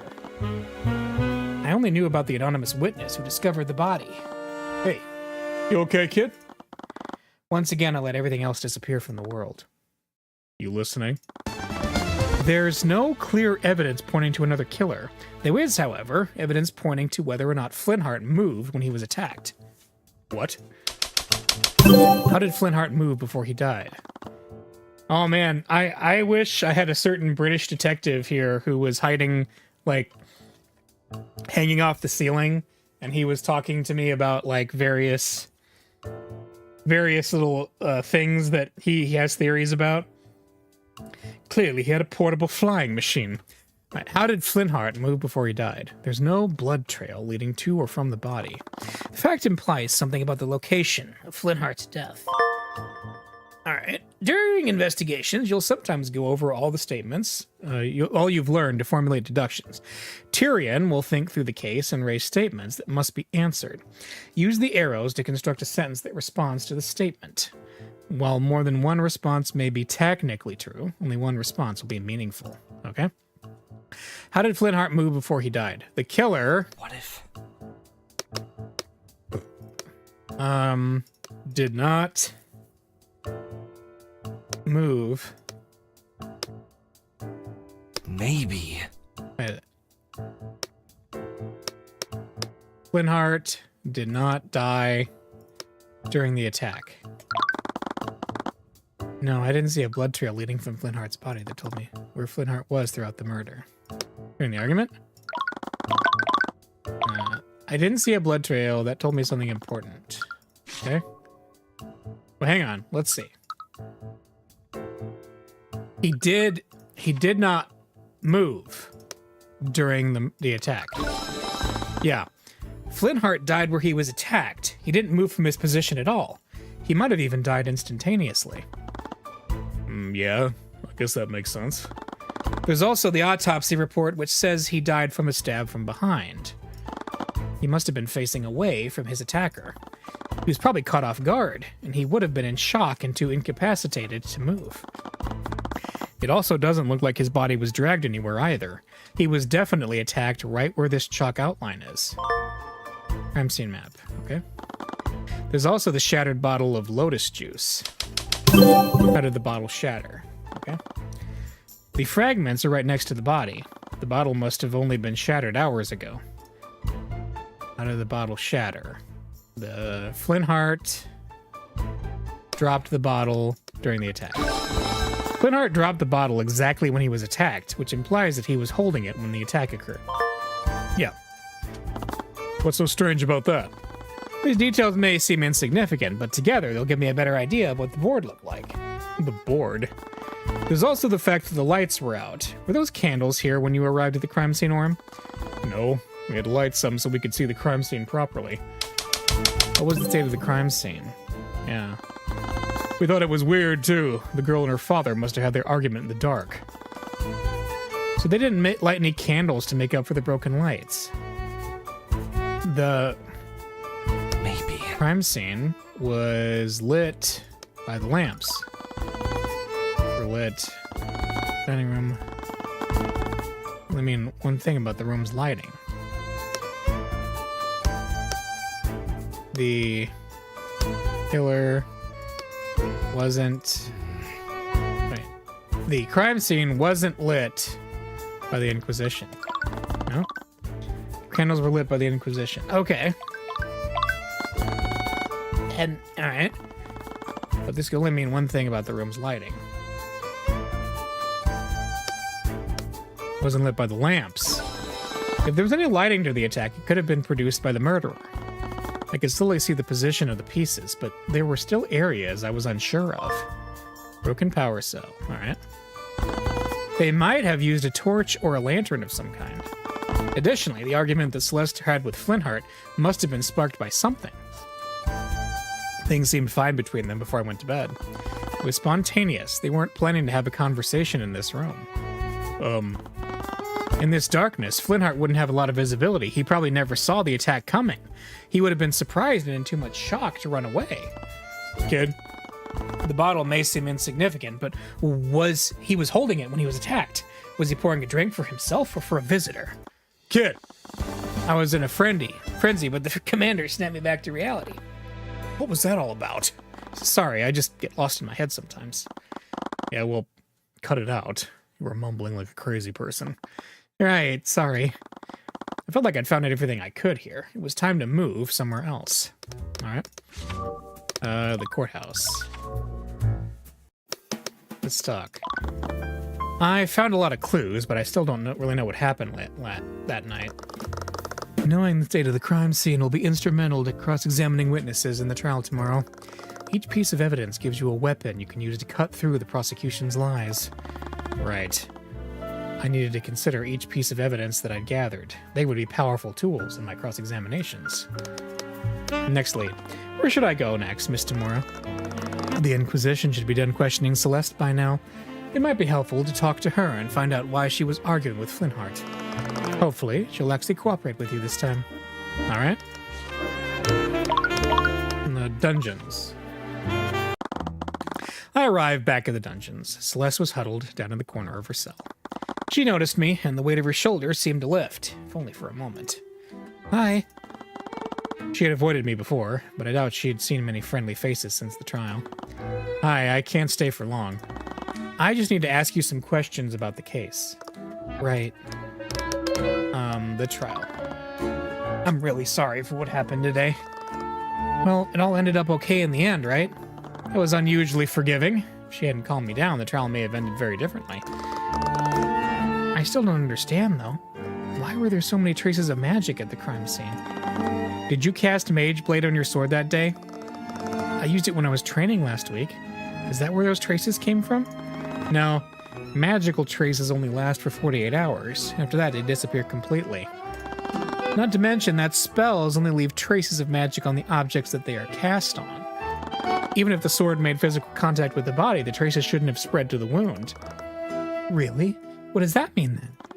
I don't know. He was killed with magic, obviously.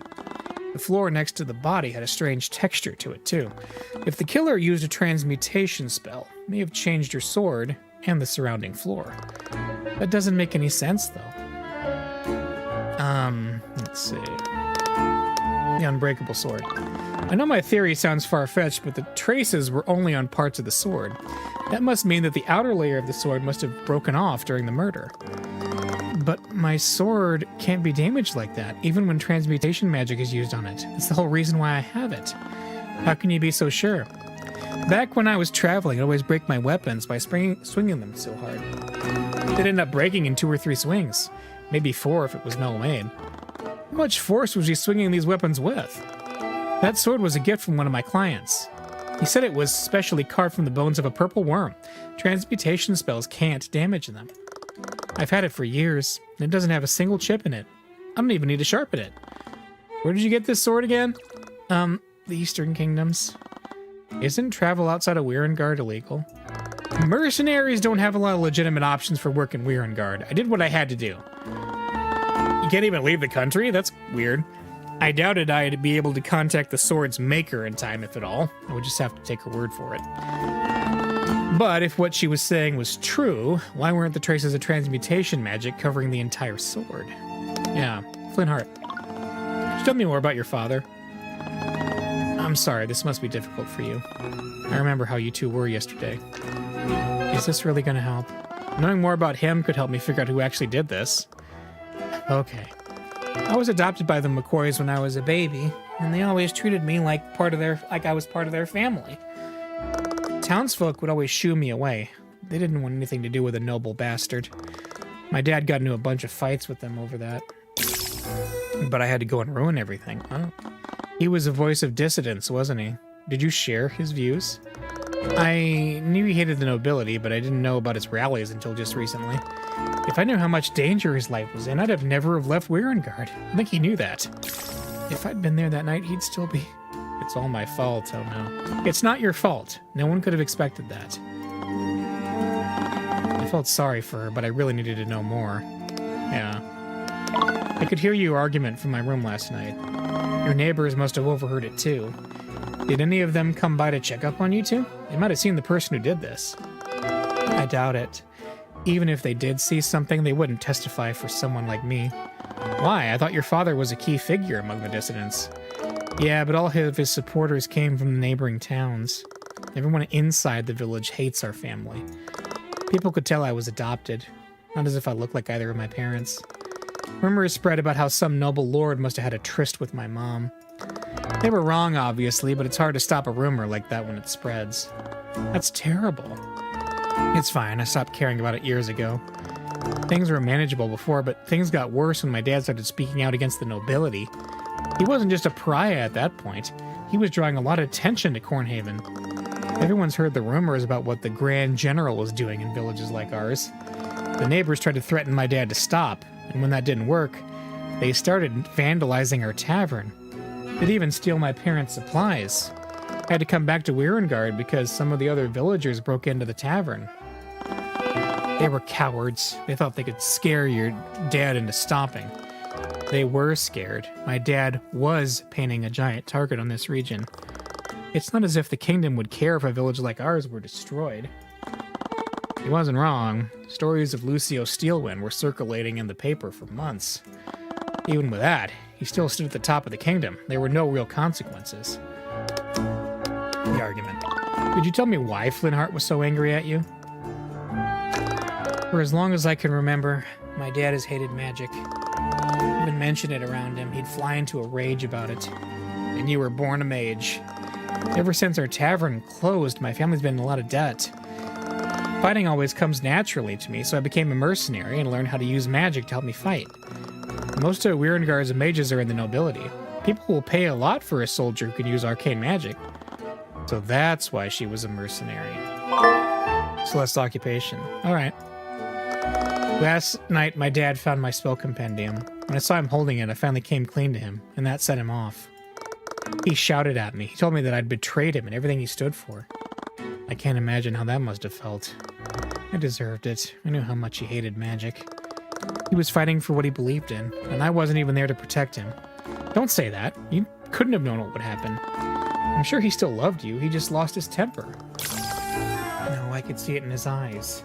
He hated me, and he died hating me. I felt a sharp pain in my chest as I read that, but I didn't say anything more. Yeah, the locked door. There's a locked door in the cavern. It's the very end of the hallway upstairs. The Inquisition probably searched it already, but it's the only room I haven't seen yet. At the end of the hallway? I think that's my room. You know how I could get in there? I'm your lawyer. I'm not going to do anything strange. Sorry, you're right. I always keep the key on me. You can use this to get inside. All right.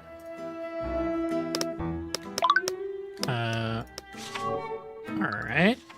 Anything I can present? Ruby? No. She doesn't have anything to say. What about the lotus juice? She has nothing to say about the lotus juice, okay. Morim.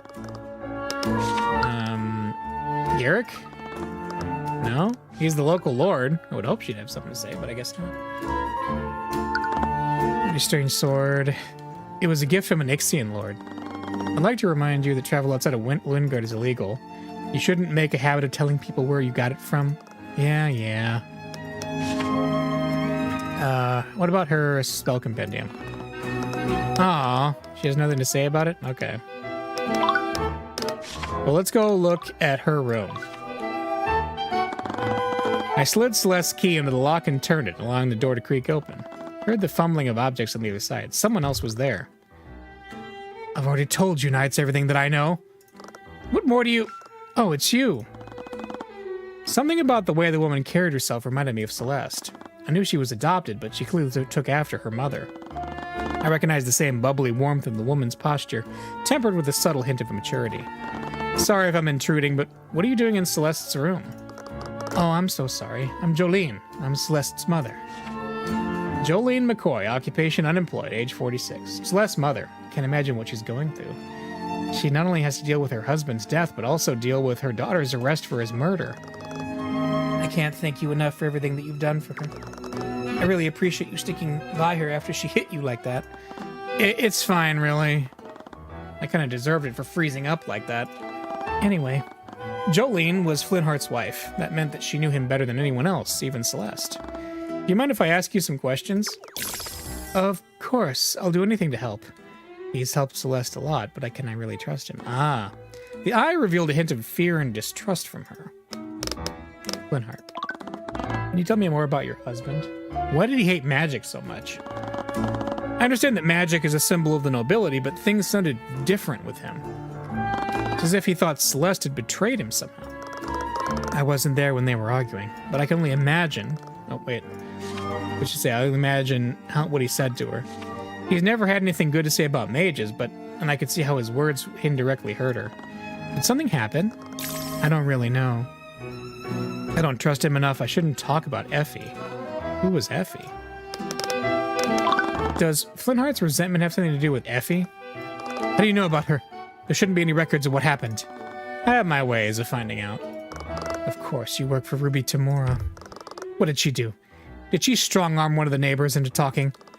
We don't need people like her going around Cornhaven and opening up old wounds. What? Flintheart always idolized her, but I could never stand her methods. Is this about the rumors? Rumors? When my mentor started fighting against the justice system, the nobility started levying accusations of misconduct against her. They spread rumors that she engaged in bribery, forgery, and blackmail, all to discredit her. Is that really true?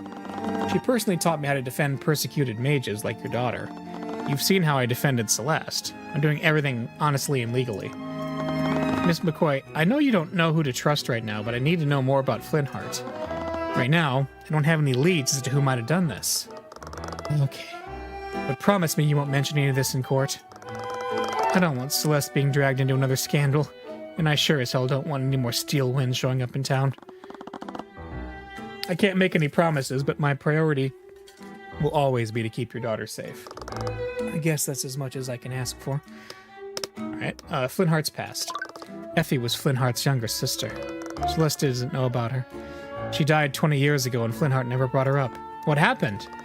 She was friends with the son of the ruling noble back then, and he'd always sneak into town to see her. He was so different back then. Oh, Garrick. Effie had always loved magic. Reminded her of the fairy tales she read growing up.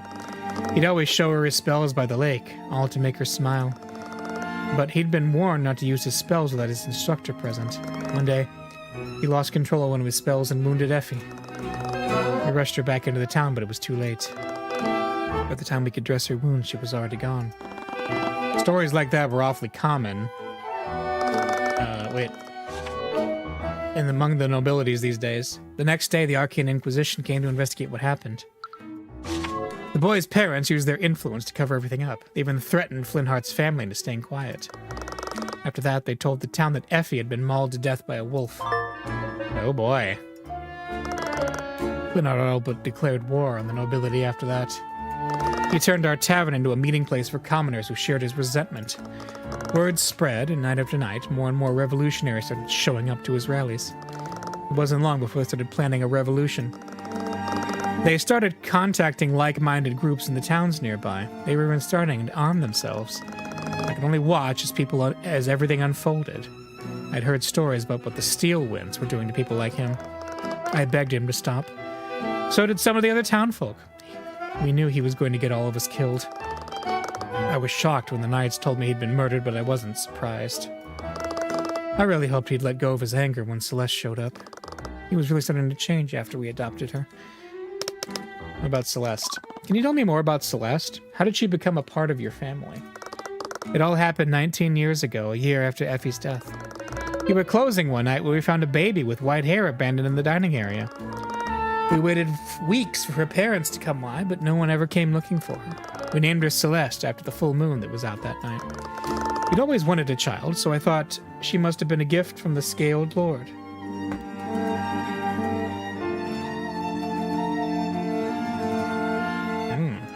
But one day, I spotted Celeste practicing her magic.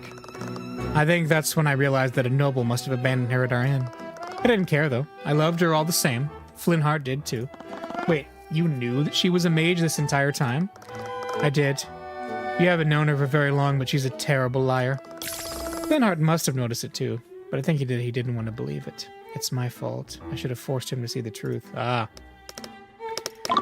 I spoke with Celeste earlier, and she believes her father died hating her.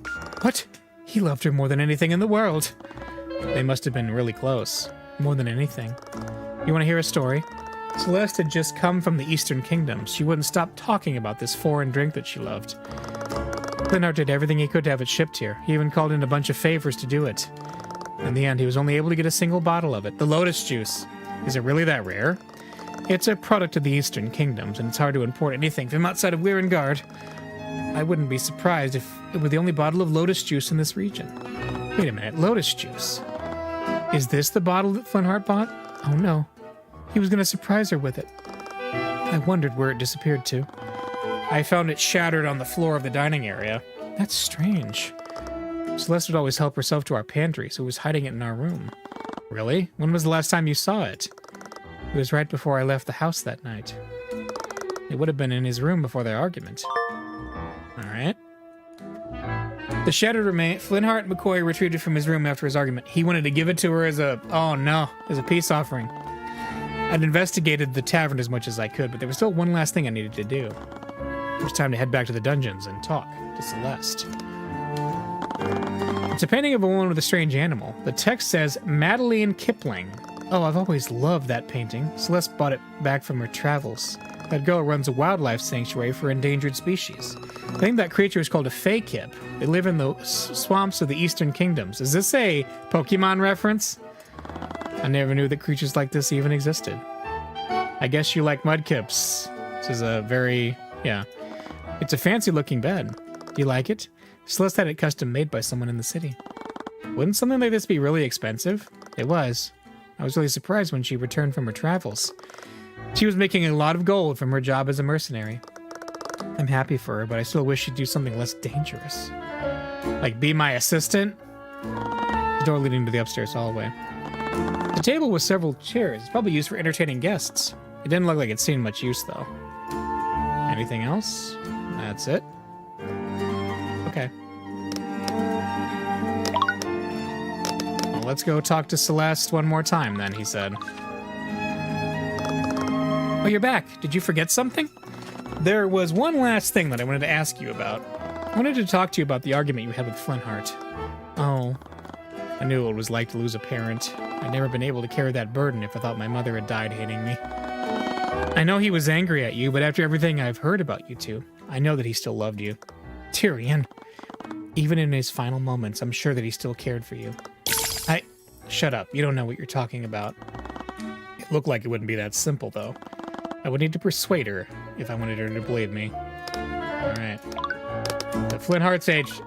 That final argument with her father would be a lasting scar on Celeste. Throughout this entire investigation, I'd learned how much they cared for each other. I couldn't leave things as they were. Let's start the argument. Yeah. I know you were just trying to make me feel better, but my dad has hated mages. I know that better than anyone. He always hated magic, there's no reason behind it.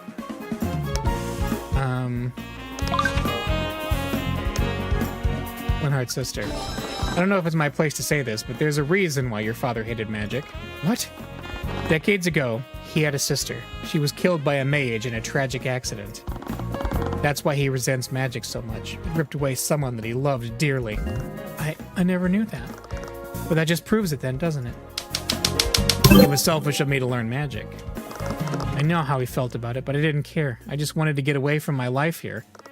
He had every right to be angry at me. I was being selfish. Let's see.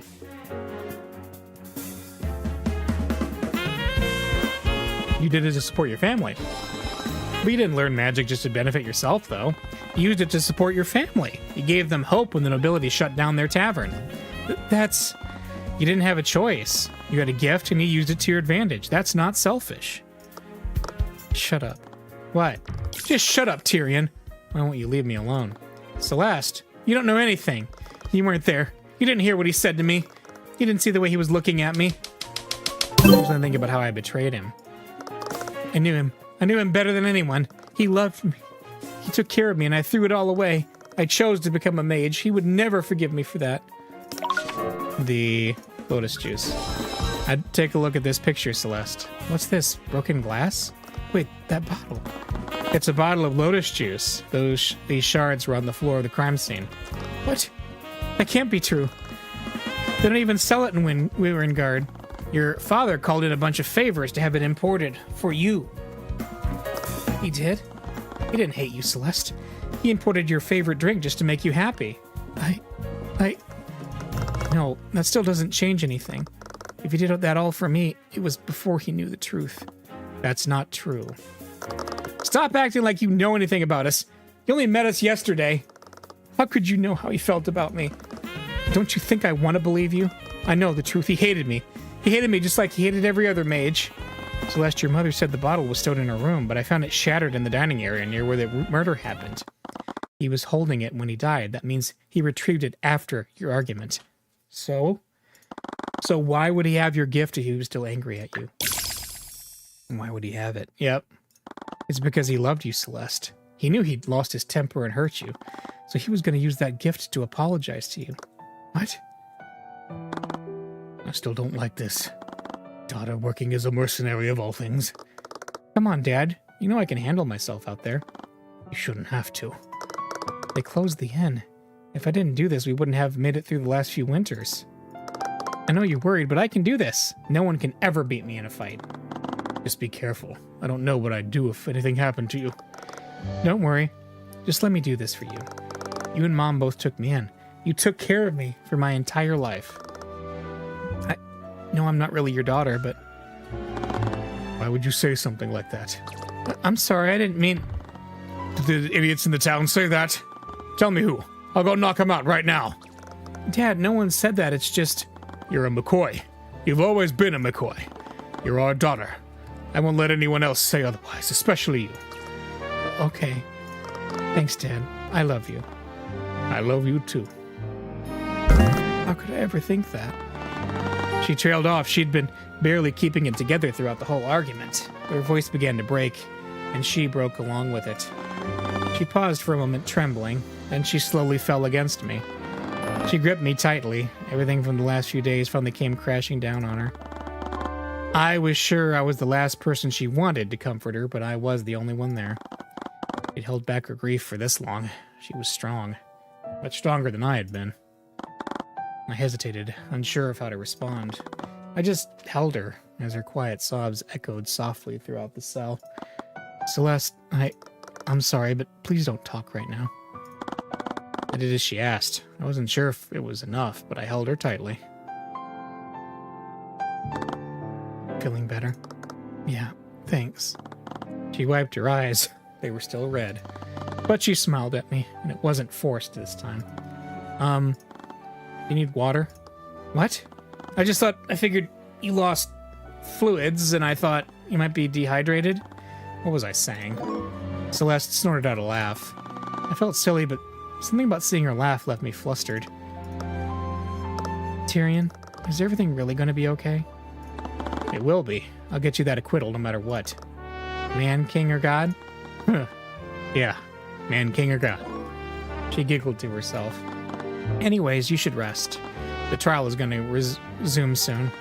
I learned as much as I could about what happened, but I had to assume that Steelwind had done the same. Who knew what the prosecution had in store for us? I just had to hope that I'd stack the board in my favor. Has Pierce given you all the details, Rudolph? Will you remember them? Yes, my notes are pristine, and I pride myself on my eidetic memory. Just so there are no misunderstandings, I do not approve of this. You said it yourself, Lady Steelwind. The evidence proves that I couldn't have murdered Flintheart, which leaves the bastard child as the only suspect. We don't know what sort of tricks Timora's stooge may pull tomorrow.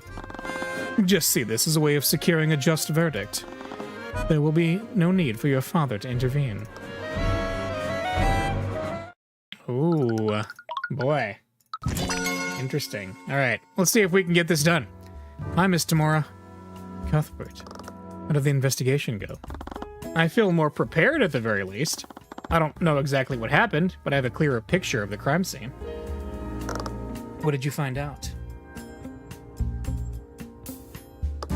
So, there are still no clues pointing directly to another suspect. Have you been able to coax any new details from McCoy? She's already told me everything she knows. She's not the one who killed Flintheart, Miss Timora. I'm sure of that now. You trust people far too easily, Cuthbert. You say that like it's a bad thing. It's gonna get you hurt one of these days. People are never as innocent as they appear. Does that include you? What? Commander White had a lot of things to say about you. Should I have listened to him? What are you trying to say? I'm saying that I've never believed the rumors about you, not for a second. You saved me when I had nothing, and taught me how to fight against the nobility. Everyone told me that you were a criminal. I wouldn't be here right now if I'd listened to them. Cuthbert, I'm not going to stop trying to see the best in people. Celeste is innocent, and I'll prove that to everyone, including you. You can be really stubborn sometimes, you know that? I get it from you. That seemed to get a chuckle out of her. I wish I could see the world the way that you do, Cuthbert. But the truth isn't always what you want it to be. I know, but I'm not going to let that change me. I took a deep breath and readied myself. I was approaching the end game now. All I had to do was move the final pieces into place and end this once and for all. The bailiffs led Celeste into the courtroom, and I followed closely behind them.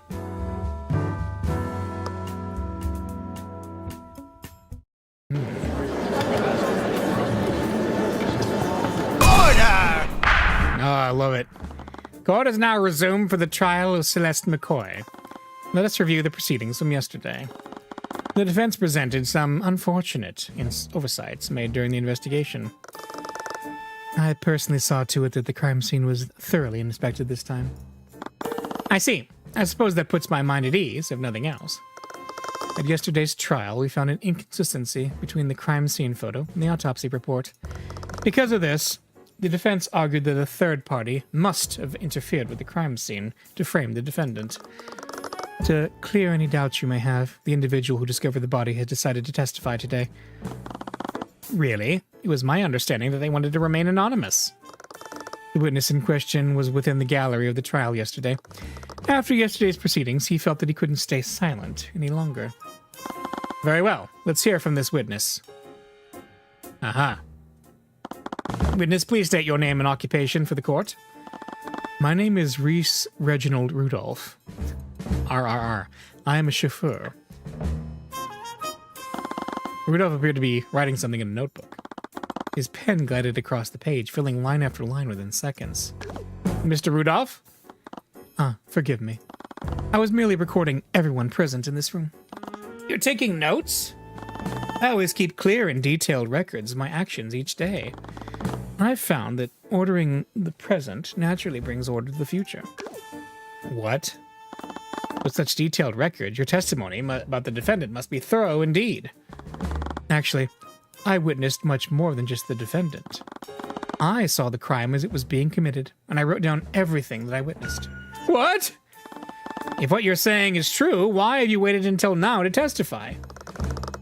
We had initially concluded that the evidence alone was decisive enough. We saw no need for Mr. Rudolph to testify. However, that clearly changed after yesterday's trial. There was no way the prosecution wouldn't use eyewitness testimony from the start. There had to be another reason why he didn't take the stand yesterday. Very well, Mr. Rudolph. Please testify to the court about what you saw that night. Witness testimony. I was transporting a client in my carriage that evening. We were driving by the McCoy Tavern when we heard a disturbance. This occurred at 1:08 a.m. Worried that something was amiss, I walked into the establishment to see what the commotion was about. That was when I saw the defendant, lit by the blue glow of the dining room lights. She had stabbed Flintheart, and her sword was shining with magical energy. She pulled her sword from Flintheart's back. As he turned to face her, she stabbed him again in his chest. She soon realized that I'd witnessed her heinous crime. She dropped her weapon, still impaled in Flintheart, and fled the scene. Wait, but... Well, okay. Incredible. If everything occurred as the witness described, then I see no room for debate. Of course, the evidence has always been irrefutable. I didn't remember seeing another carriage when I left to look for Celeste, but it was pretty dark. I could have just missed him. Celeste, did you see him when you left the tavern? No. I don't think I've ever even met him before. Does that mean what I think it means?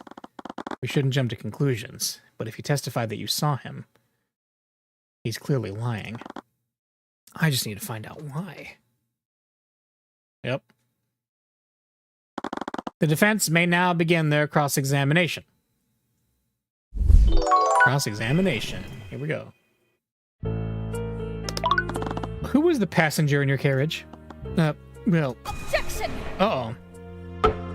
The identity of the passenger is irrelevant. The current witness is the person who observed the crime. If there was another person at the scene, they may also have crucial testimony. The passenger is under no obligation to testify before the court. The current witness's accounts of the events is more than adequate. I agree. I see no reason for Mr. Rudolph to disclose the identity of his client. Let's see. We were driving by the McCoy Tavern. Can I assume this disturbance was the argument between my client and her father? Yes, I heard two distinct voices, one young woman and an older man. Right, that also matched up with what the neighbors heard. What did you hear? What did you do after hearing this disturbance, Mr. Rudolph? I was worried that something was amiss. Okay. You stopped your carriage in the middle of a job. What did your passenger think of this? He took no issue with it. What kind of passenger would be okay with stopping mid-drive? The passenger's thoughts on the matter are irrelevant to his testimony, unless you have any hard evidence to prove otherwise. She objected whenever I brought up the passenger. There was something more there. Now then, please tell us what you saw in this establishment, Mr. Rudolph. That's when I saw the defendant lit by the blue glow of the dining room lights. Oh, wait a minute. Hang on a minute. Broken power cell. Objection! Rudolph, you testify that you saw my client murdering the victim. And you supposedly saw her casting magic while doing so? Yes. I could never forget such a grisly sight. That moment was burned into my memory. I see. Well, it's funny that you say that. What makes you say that? Because your entire testimony was a complete lie. Yeah, we're coming back to where we started. What? Are you accusing the witness of perjury? Surely you know that such accusations can't be made lightly, Mr. Cuthbert. Miss Steelwind, the dining room lights are artificery devices that are powered by an arcane power cell. However, that same arcane power cell was broken during the time of the murder. Those lights had no energy, and the room would have been pitch black. The witness couldn't have seen anything, much less a homicide. Wait, I can explain. There's no need, witness. You could have easily seen another source of light. The McCoys probably lit a candle or lantern because of the blackout. The witness clearly described a source of blue light. A rudimentary candle or lantern wouldn't emit a color like that. Then the witness was clearly mistaken. The witness records everything he sees in his notebook. He even remembers the exact time that this encounter occurred. So why would he be incorrect about such a clear and obvious detail? No, what the witness saw was some form of magic. Due to the lack of power, it couldn't have been artificery. It must have been an arcane spell.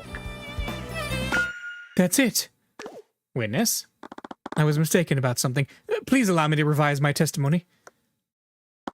Mr. Cuthbert, what are your thoughts? If he thinks he saw something different, then it's only fair to hear him out. It didn't matter. No matter what he came up with, I'd tear through each of his lies. All right, witness testimony. I remember now. Yesterday, they said that Flintheart was killed using magic, yes? I must have seen Miss McCoy channeling a magic spell. The spell was called Mageblade, wasn't it? That's it. The blue glow that I saw was created by Mageblade. I see. So the blue light that you saw came from the defendant's magic. Mr. Cuthbert, you may proceed with your cross-examination. With pleasure. What? Do we have a color for Mageblade? In gesture, usually making it more effective at slashing through. While under the effects, the object commits a yellow radiant glow. Okay. Are you changing your testimony based on yesterday's trial? No, that's not what this is. Just that after thinking about it, I finally understood what I saw. You must have seen Miss McCoy.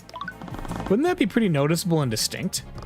The crime took place in a village of farmers, and the defendant's magic wasn't known to many until that night. What reason would the witness have to think that he was witnessing magic? He would just think that the sword was wreathed in a glow by some other means. The last part was a bit far-fetched, but I'd need something concrete to refute it. The spell was called Mageblade, yes? You seem uncertain about the spell you saw. How can we trust the rest of your testimony? It doesn't matter if he was unable to identify the specific spell. The thing that matters is that he saw it happen. I wouldn't get anywhere unless I could present a clear contradiction. Right. The blue glow I saw was created by Mageblade. No, it is a yellow. Objection! Rudolph, you don't know much about magic, do you? Of course not. Are you trying to say that I should have recognized Celeste's Mageblade? No, I admit that you probably wouldn't know what Mageblade looks like. But that's exactly where you made your mistake. My mistake? Rudolph, if you were aware of how Mageblade works, then you'd know that the spell emits a yellow radiant glow.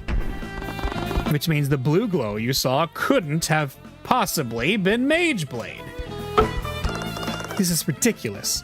What's the significance of seeing a blue glow instead of a yellow one? It's extremely significant, prosecutor. If the witness saw a blue magical glow, then he must have witnessed a different spell at the scene. Preposterous. You don't have any evidence to support that claim. That blue light made a large impression on the witness.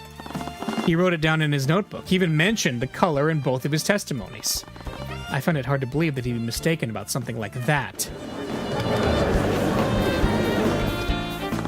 So what did you see, Mr. Rudolph? Did you see my client at the scene casting a spell that she couldn't possibly have cast? Or did you actually see another mage at the scene? Well... Objection! Your Honor, the defense is completely out of line. Let me remind you that perjury is a crime, Rudolph. If you're found to have lied in your testimony, I will personally see to it that you are prosecuted. No, wait! Now that is quite enough of that. Oh, yes! There we go.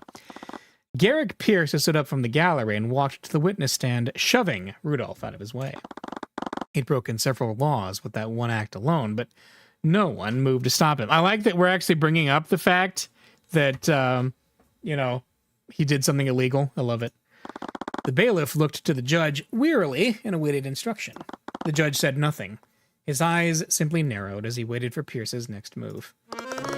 Pierce, there is no need for you to take the stand. Nonsense. I have nothing to hide. I will not stand idly by while your case falls apart. It seemed that for the first time the prosecutor had lost control of the room. No wonder this justice system is considered corrupt. Random people aren't allowed to take the stand whenever they want. That's right! And not multiple people at a time yet either. What is the Miss Steelwind? This is Garrick Pierce, Your Honor. I am the Honorable Lord of Cornhaven and many other villages in that reason. I'm afraid I must apologize. These misunderstandings have been entirely my fault. What do you mean, Lord Pierce? You see, Rudolph was not the one who witnessed the crime that fateful night. It was me. I was the one who saw that gruesome attack. I had my driver report the body so that I could remain anonymous. Are you saying that you had Rudolph lie for you? I simply dictated what I saw and had him repeat that to law enforcement. What's been in the news lately, it wouldn't do with a member of the nobility to appear publicly in court. But alas, it appears the time for discretion has passed. Lord Pierce, regardless of your good intentions, this is a very clear act of perjury. I understand, and I will accept the consequences of that. However, I would be remiss if Rudolph's shoddy testimony allowed that girl to escape justice. Please, Your Honor, allow me to testify as to what I saw that night. Very well. This is highly irregular, but I believe the court will benefit from your testimony. However, know that this misconduct will not be without consequences. Very well. From the look on the Lord's face, it was clear he would only get off with a slap on the wrist. All right. On the night of the murder, I found myself unable to sleep, so I took a leisurely carriage ride around Cornhaven. I happened to be passing by the McCoy Tavern when I heard a loud commotion from within the building. Curious, I stopped my carriage and took a single step inside the establishment. That is when I saw the scene inside. I saw the defendant stabbing that poor man with her sword. Garrick Pierce. He's a member of the nobility. That also means that he's a mage. Does that mean... There's no doubt about it. He's the only other person who could have left those traces of transmutation at the crime scene. He has to be the mage we're looking for. He killed my dad. He's a murderer. Yeah. Sorry, this must be a lot for you right now. Don't worry about me. Just take him down. Cross-examination. Here we go. And the night of the murder. Okay. That seems like a strange way to pass the time. Not that I believed him for a second. The witness's eccentricities are beside the point. What matters is that he was clearly at the scene. I wouldn't quite put it that way. However, I'll be passing by the McCoy Tavern. I'm guessing this commotion was the argument between my client and the victim. One would conclude that, yes. We've gone over this point several times, but their voices were raised loudly during their argument. It's not unreasonable to say that the witness had heard them from his carriage. Curious to stop my carriage, took his double aside. That is when I saw the scene inside. If he was at the tavern entrance, that would mean he would be where the W token is. You saw the entire scene from the entrance? It would be quite dark, considering that the lights weren't operational, even if my client was using Mage Blade at the time. Of course, I'd forgotten that detail. I couldn't see what was happening, so I used my magic to illuminate the scene. You used magic at the crime scene? Yes, I remember it clearly. I conjured a blue light to illuminate the scene. That same blue light must have been what my driver saw. I thought that Rudolph didn't witness the crime at all. If I had to guess, Mr. Rudolph must have seen the blue light from the carriage. Because of that, he made that detail a part of his testimony earlier. That made sense. Rudolph was so sure that he saw a blue light. It would have been strange if he was lying about that. Which spell did you use to illuminate the crime scene? It was the Conjure Light spell. Ah, transmutation. Luxo, none. While concentrating. Duration, yeah. Okay, concentration, yes. For as long as the caster concentrates on the spell, a mode of magical light will be centered above their head. The color of light is chosen by the caster and can be changed at will for the spell's duration. This mode of light provides illumination up to 15 feet of the caster and no further. Okay. Your Honor, if the witness used magic at the crime scene, then I'd like for his spell compendium to be added for the court record. I see no reason to invade the witness's privacy over a trivial illumination spell. I agree. The defense will need a stronger reason to requisition the witness's spell compendium. Right you are, Your Honor. Your wisdom is truly fitting of your station. Oh, shut up.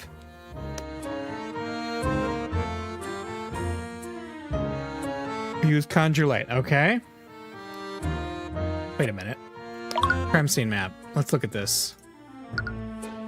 What about the map? 5 feet. Hang on. If he was here, 25 feet. Objection! There's a problem. Pierce, you said that you illuminated the scene from the tavern entrance. Did you take a single step inside the building? Of course not. I remember it very clearly. I only stood at the entrance. Then maybe you can help me go over this map at the tavern. If we take a look at this map, that would place you right here, where the W is. Of course. Do I need to repeat myself? Well, I find it interesting that you illuminated the crime scene from all the way back there. Considering that Conjure Light only illuminates an area within 15 feet of the caster. What?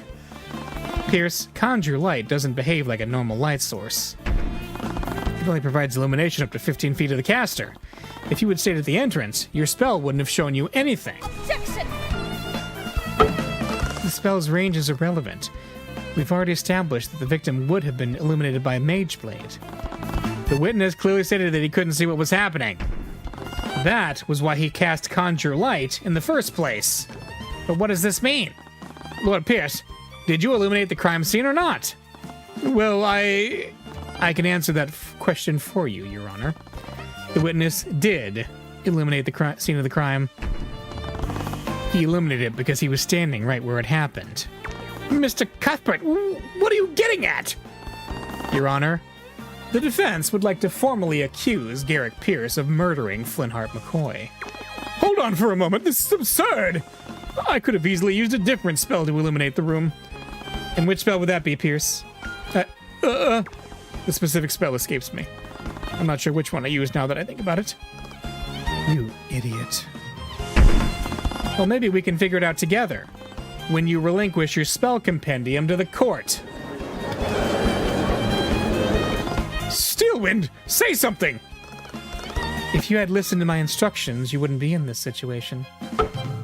You've made your bed, now lie in it. Steelwind, you treacherous!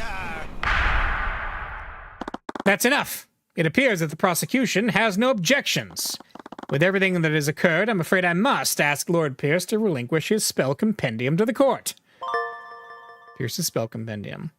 It contains the formulas for the following spells: Prestidigitation, Conjure Light, Conjure Water, Frost Wave, and Shape Liquid. Okay? We did it. We got his spell compendium. With that, the case was as good as ours. Or was it? She didn't even try to stop me from taking his spell compendium. I doubted she'd do that just to spite Pierce. Obtain, okay. Prestidigitation, evocation, and snap of the fingers while concentrating, yes. Creates a simple and harmless visual effect around their hand. This effect will last for as long as they maintain, okay. Conjure water, acquio, conjuration, outstretched palm indefinitely. Causes water to magically flow out of the caster's hand. The water will flow so long as the caster maintains concentration. Frost wave. Anything caught within range is hit with a blast of extremely cold air. Liquids will be immediately frozen, and organic life will immediately enter stages of hypothermia. Shape liquid. While concentrating on this spell, the caster can magically manipulate up to 10 liters of liquid and form it into complex shapes. At any time, the caster can choose to freeze the liquid and solidify its current shape. While frozen, the caster can also choose to make the liquid instantaneously melt. Yeah, I said it! He was an ice shard. Your Honor, I've looked at the spells in Lord Pierce's compendium. Conjure Light is the only spell that he could cast that would shed a blue light. It's clear that his testimony and many of his statements were false. This little brat, such insolence. Okay. Lord Pierce could very well be a suspect in the murder of Flintheart McCoy. I'd argue that this presents enough reasonable doubt to acquit the defendant. Mr. Cuthbert, I acknowledge that Lord Pierce's actions are quite suspect. However, I will not pass a verdict just yet. There is much more we need to learn. What? That's not how it works. We've proved that there's reasonable doubt. There should be enough to acquit me, right? What? Reasonable doubt exists in this universe, but not in the Phoenix Wright universe? In a normal case, maybe. What are you talking about? But the situation is different for this trial. Oh, yeah. Yeah. The public won't accept an unsolved homicide involving magic.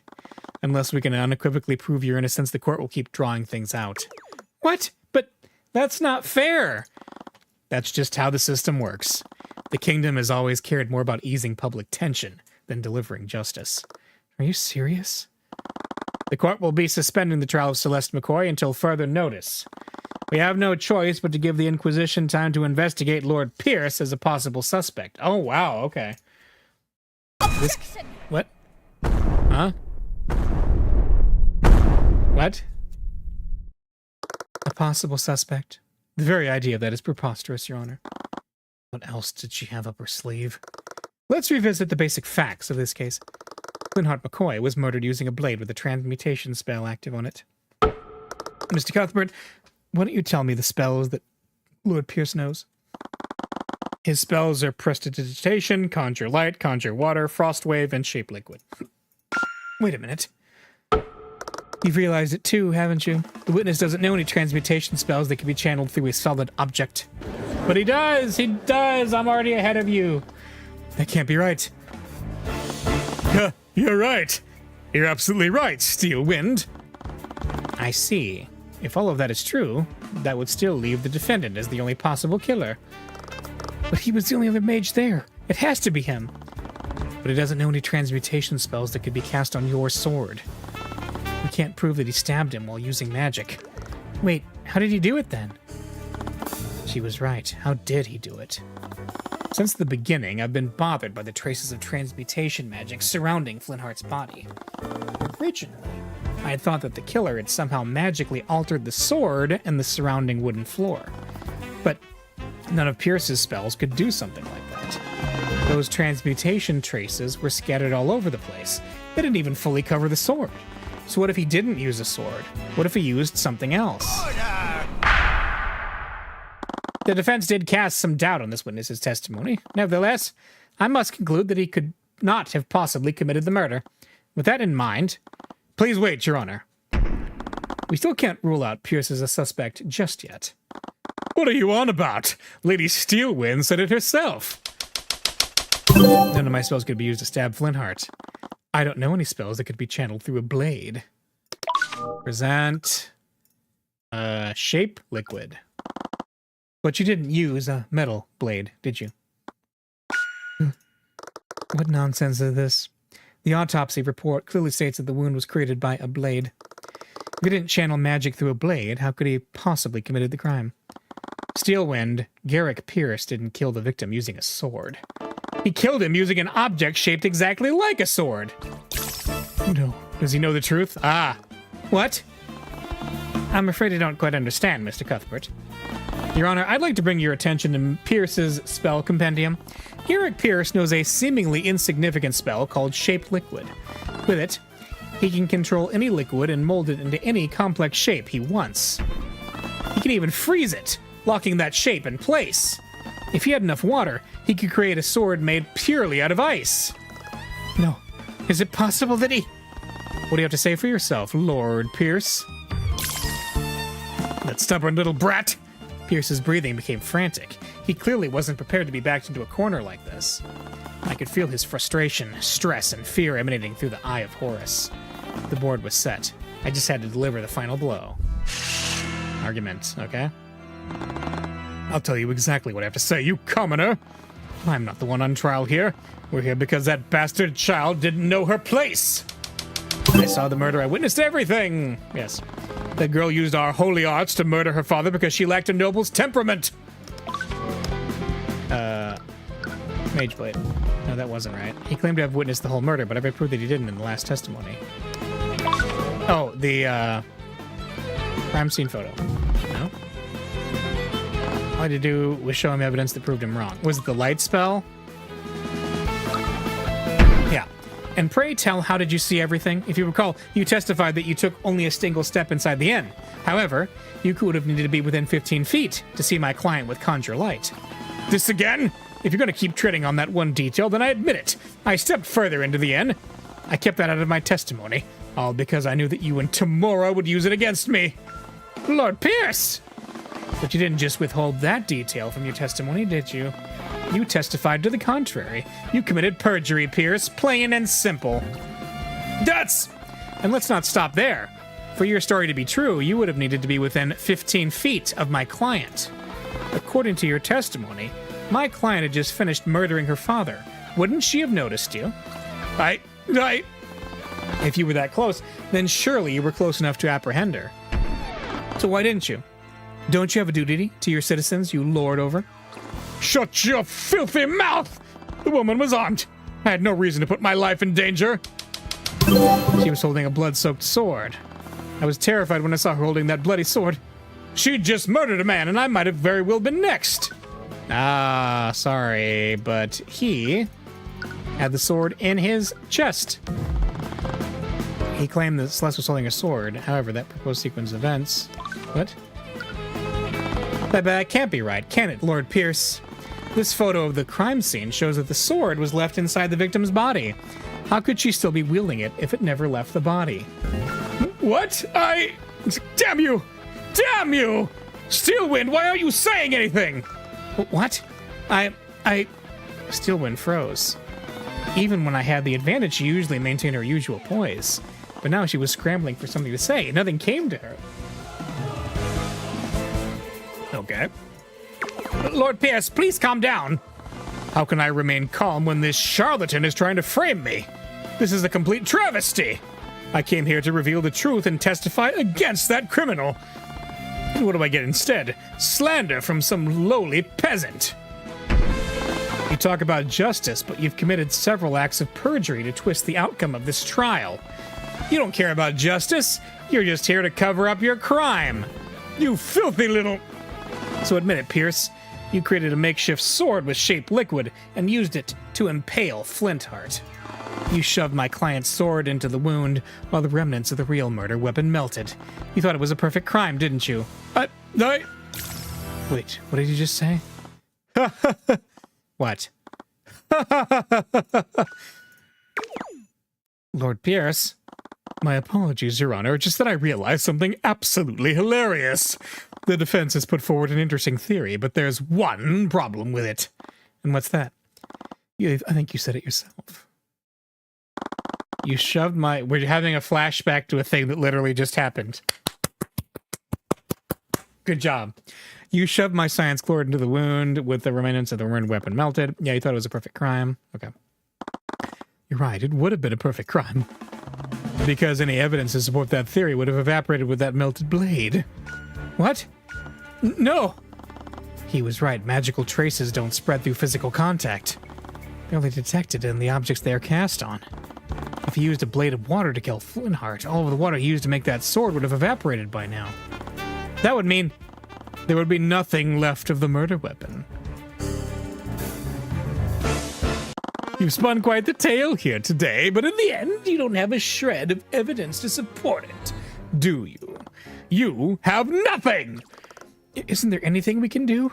I became quiet, thinking through each piece of evidence I'd found. They all fit into place, except for one piece. Why doesn't he say anything? Is it really hopeless? Tyrion! Any worry she had disappeared. She probably saw the look on my face. It was familiar to her. It expressed the same quiet certainty I had every time I defeated her. I wasn't sure how, but there was something left of the murder weapon. Otherwise, there wouldn't have been any traces of transmutation at the crime scene. What is this? You can glare at me all you want. It won't change the fact that you've lost. I despise people like you. You twist this kingdom's laws to serve your own ends. You trample on the lives of the people you're supposed to be serving and protecting. But as long as I'm standing in this courtroom, I will never let that happen again. Uh-oh. Remain concealed. What did I just do? I could feel my head being dragged to the ground. I felt like it was about to burst. And at the same time, I felt an extreme sense of clarity. It was as if nothing could be concealed from the Eye of Horus now. Once again, I saw Pierce's thoughts, but this sensation felt sharper than it usually was. I could feel his mind reacting to mine, as if it were a pond rippling around me as I stepped through it. I wondered, could I reach in further and pull something I could use? I've activated a new ability. You can temporarily project items into the witness's mind and read their thoughts about it. Those thoughts can sometimes reveal new information and grant you insight, okay? Oh, what about the shattered bottle of lotus juice? After all the trouble I went to, I can't believe that boy figured out the switch spell I used. Well, no matter. It's not as if there's any evidence that implicates me. I'm lucky that old fool had that bottle of water with him. A bottle of water? Well then, as riveting as this has been, I believe it's time for me to be on my way. Now, wait a minute, Pierce. What is it now, you cretin? I'll say it as many times as you need to hear. There is no evidence of a liquefied weapon at the crime scene. Aha. The shattered bottle of lotus juice. You're right, Pierce. If you use shape water on a body of water, the murder weapon would have evaporated entirely. Bravo. It seems you've finally gotten that through your thick head. But let's not get ahead of ourselves, Pierce. What if you didn't use shape liquid on a body of water? What if it were another type of liquid? What are you going on about? Pierce, shape liquid doesn't just work on water, it works on all kinds of liquids. There was a shattered bottle next to the body. The liquid you used to form the murder weapon, it came from that bottle, didn't it? You were probably wary of leaving evidence at the crime scene. You must have decided to use any liquid you could find there. Luckily for you, the victim was holding the perfect quantity of liquid in his hands. That begs the question, if we had someone analyze the broken pieces of this bottle, would we find traces of transmutation magic?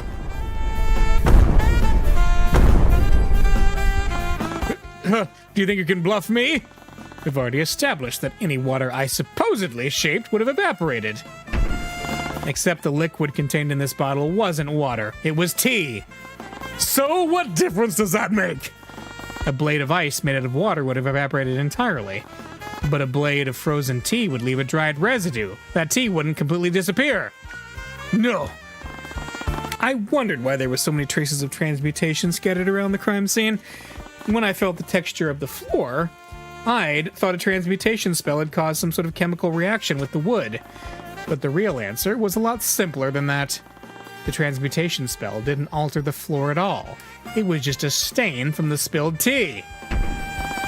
I bet if we compared the residue on the floor to the residue inside the bottle, we'd find traces of transmutation on them.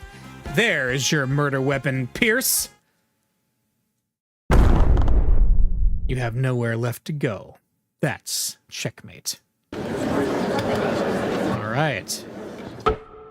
Bailiff, send for Orym. The Inquisition needs to analyze the crime scene at once. We need to confirm the defense's theory. The time window to detect traces of magic is closing. Okay. I have the report from the Inquisition. What does it say? The traces on the sword, the body, even the floor, they all came from tea residue. We found those same traces on the shards of the broken bottle, too. It's undeniable. Someone cast a spell on the liquid contained within that bottle, and the defendant has no such spell. You really did it, didn't you? Why? As if someone like you would ever understand. Understand? You murdered my dad! Murdered? Murdered?! Murdered her. Can't believe it. She's dead. Her smile, her beautiful voice. It's all gone. I deserve death. Stop this nonsense. Father? You're grieving, but it will pass. She was only a commoner. No, Father. I loved her, and I killed her. Garrick, you sweet, innocent child. Flowers may be beautiful and bring you joy, but do you call it murder when you accidentally step on one? Those people, these peasants, they may resemble us, but you know deep in your heart that they aren't like us. What? We have the Scaled Lord's favor, and they do not. They were created to serve us, to be utilized by those who matter. Well then, so don't fret so much over a simple commoner. By next month, you'll have completely forgotten about that wretched thing.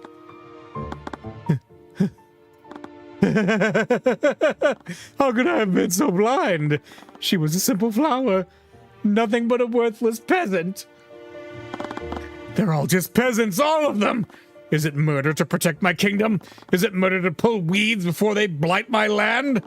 That fool of a man was spreading poison, and I did my duty by removing him. You're a monster. I'm a nobleman, a chosen vessel of the Scaled Lord's will. You are all nothing. Do you honestly think you can indict me? My word carries more power than 100 of yours. Bailiff, escort Pierce to a holding cell. Steelwind? First-degree murder is punishable by execution, Lord Pierce. I suggest you remain silent lest you incriminate yourself further. You can't be serious. You, of all people, must understand the position I was in. Your father knows what it takes to maintain order. If not for me... Shut your insidious mouth. I will never understand your sick, disgusting mind. I'd sooner slit my own throat. Well, what are you waiting for? Take him away. Yes, take him away at once.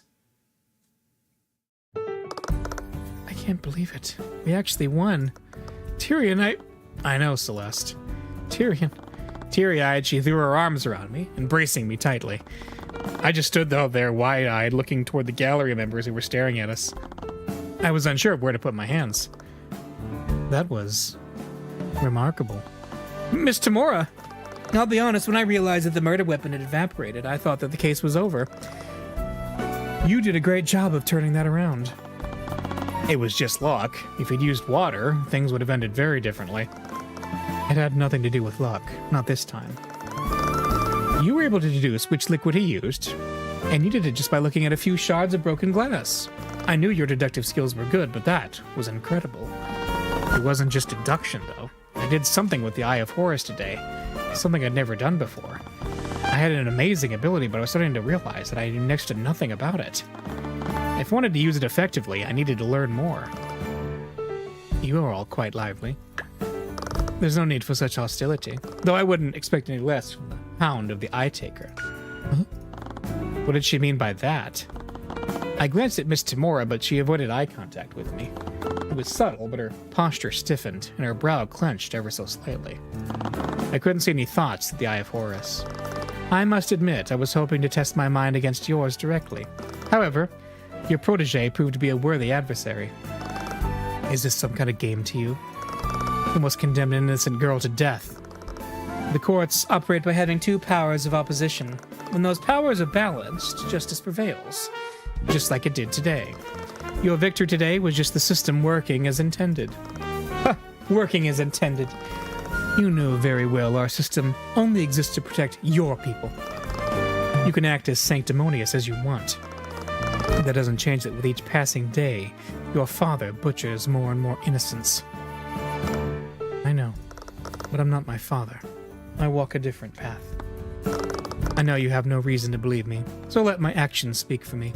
I look forward to doing battle with you again, Tyrion Cuthbert. Steelwind, why did you arrest Pierce at the end of the trial? I don't understand. He was right in a way. You didn't need to do that. He openly admitted to first-degree murder. Why wouldn't I have him arrested? Never mind then. I'm also looking forward to facing you again. Good. I hope to see you soon. I still couldn't tell what she was thinking, even with the Eye of Horus. She definitely wasn't the bloodthirsty killer that her father was. Well, that kind of killed the mood, didn't it? Not at all. I think we should celebrate. What are you thinking? There's this high-class restaurant in the upper quarter of Rathorn. Usually only serve nobles, but they let anyone in if they have enough gold. Wait, do we have enough gold? I have some connection with the staff there. Don't worry about it. Those last 2 days marked the beginning of my journey into the world of law and magic. Our justice system was broken, rotten from the inside, but I had a voice now. I would never stop fighting.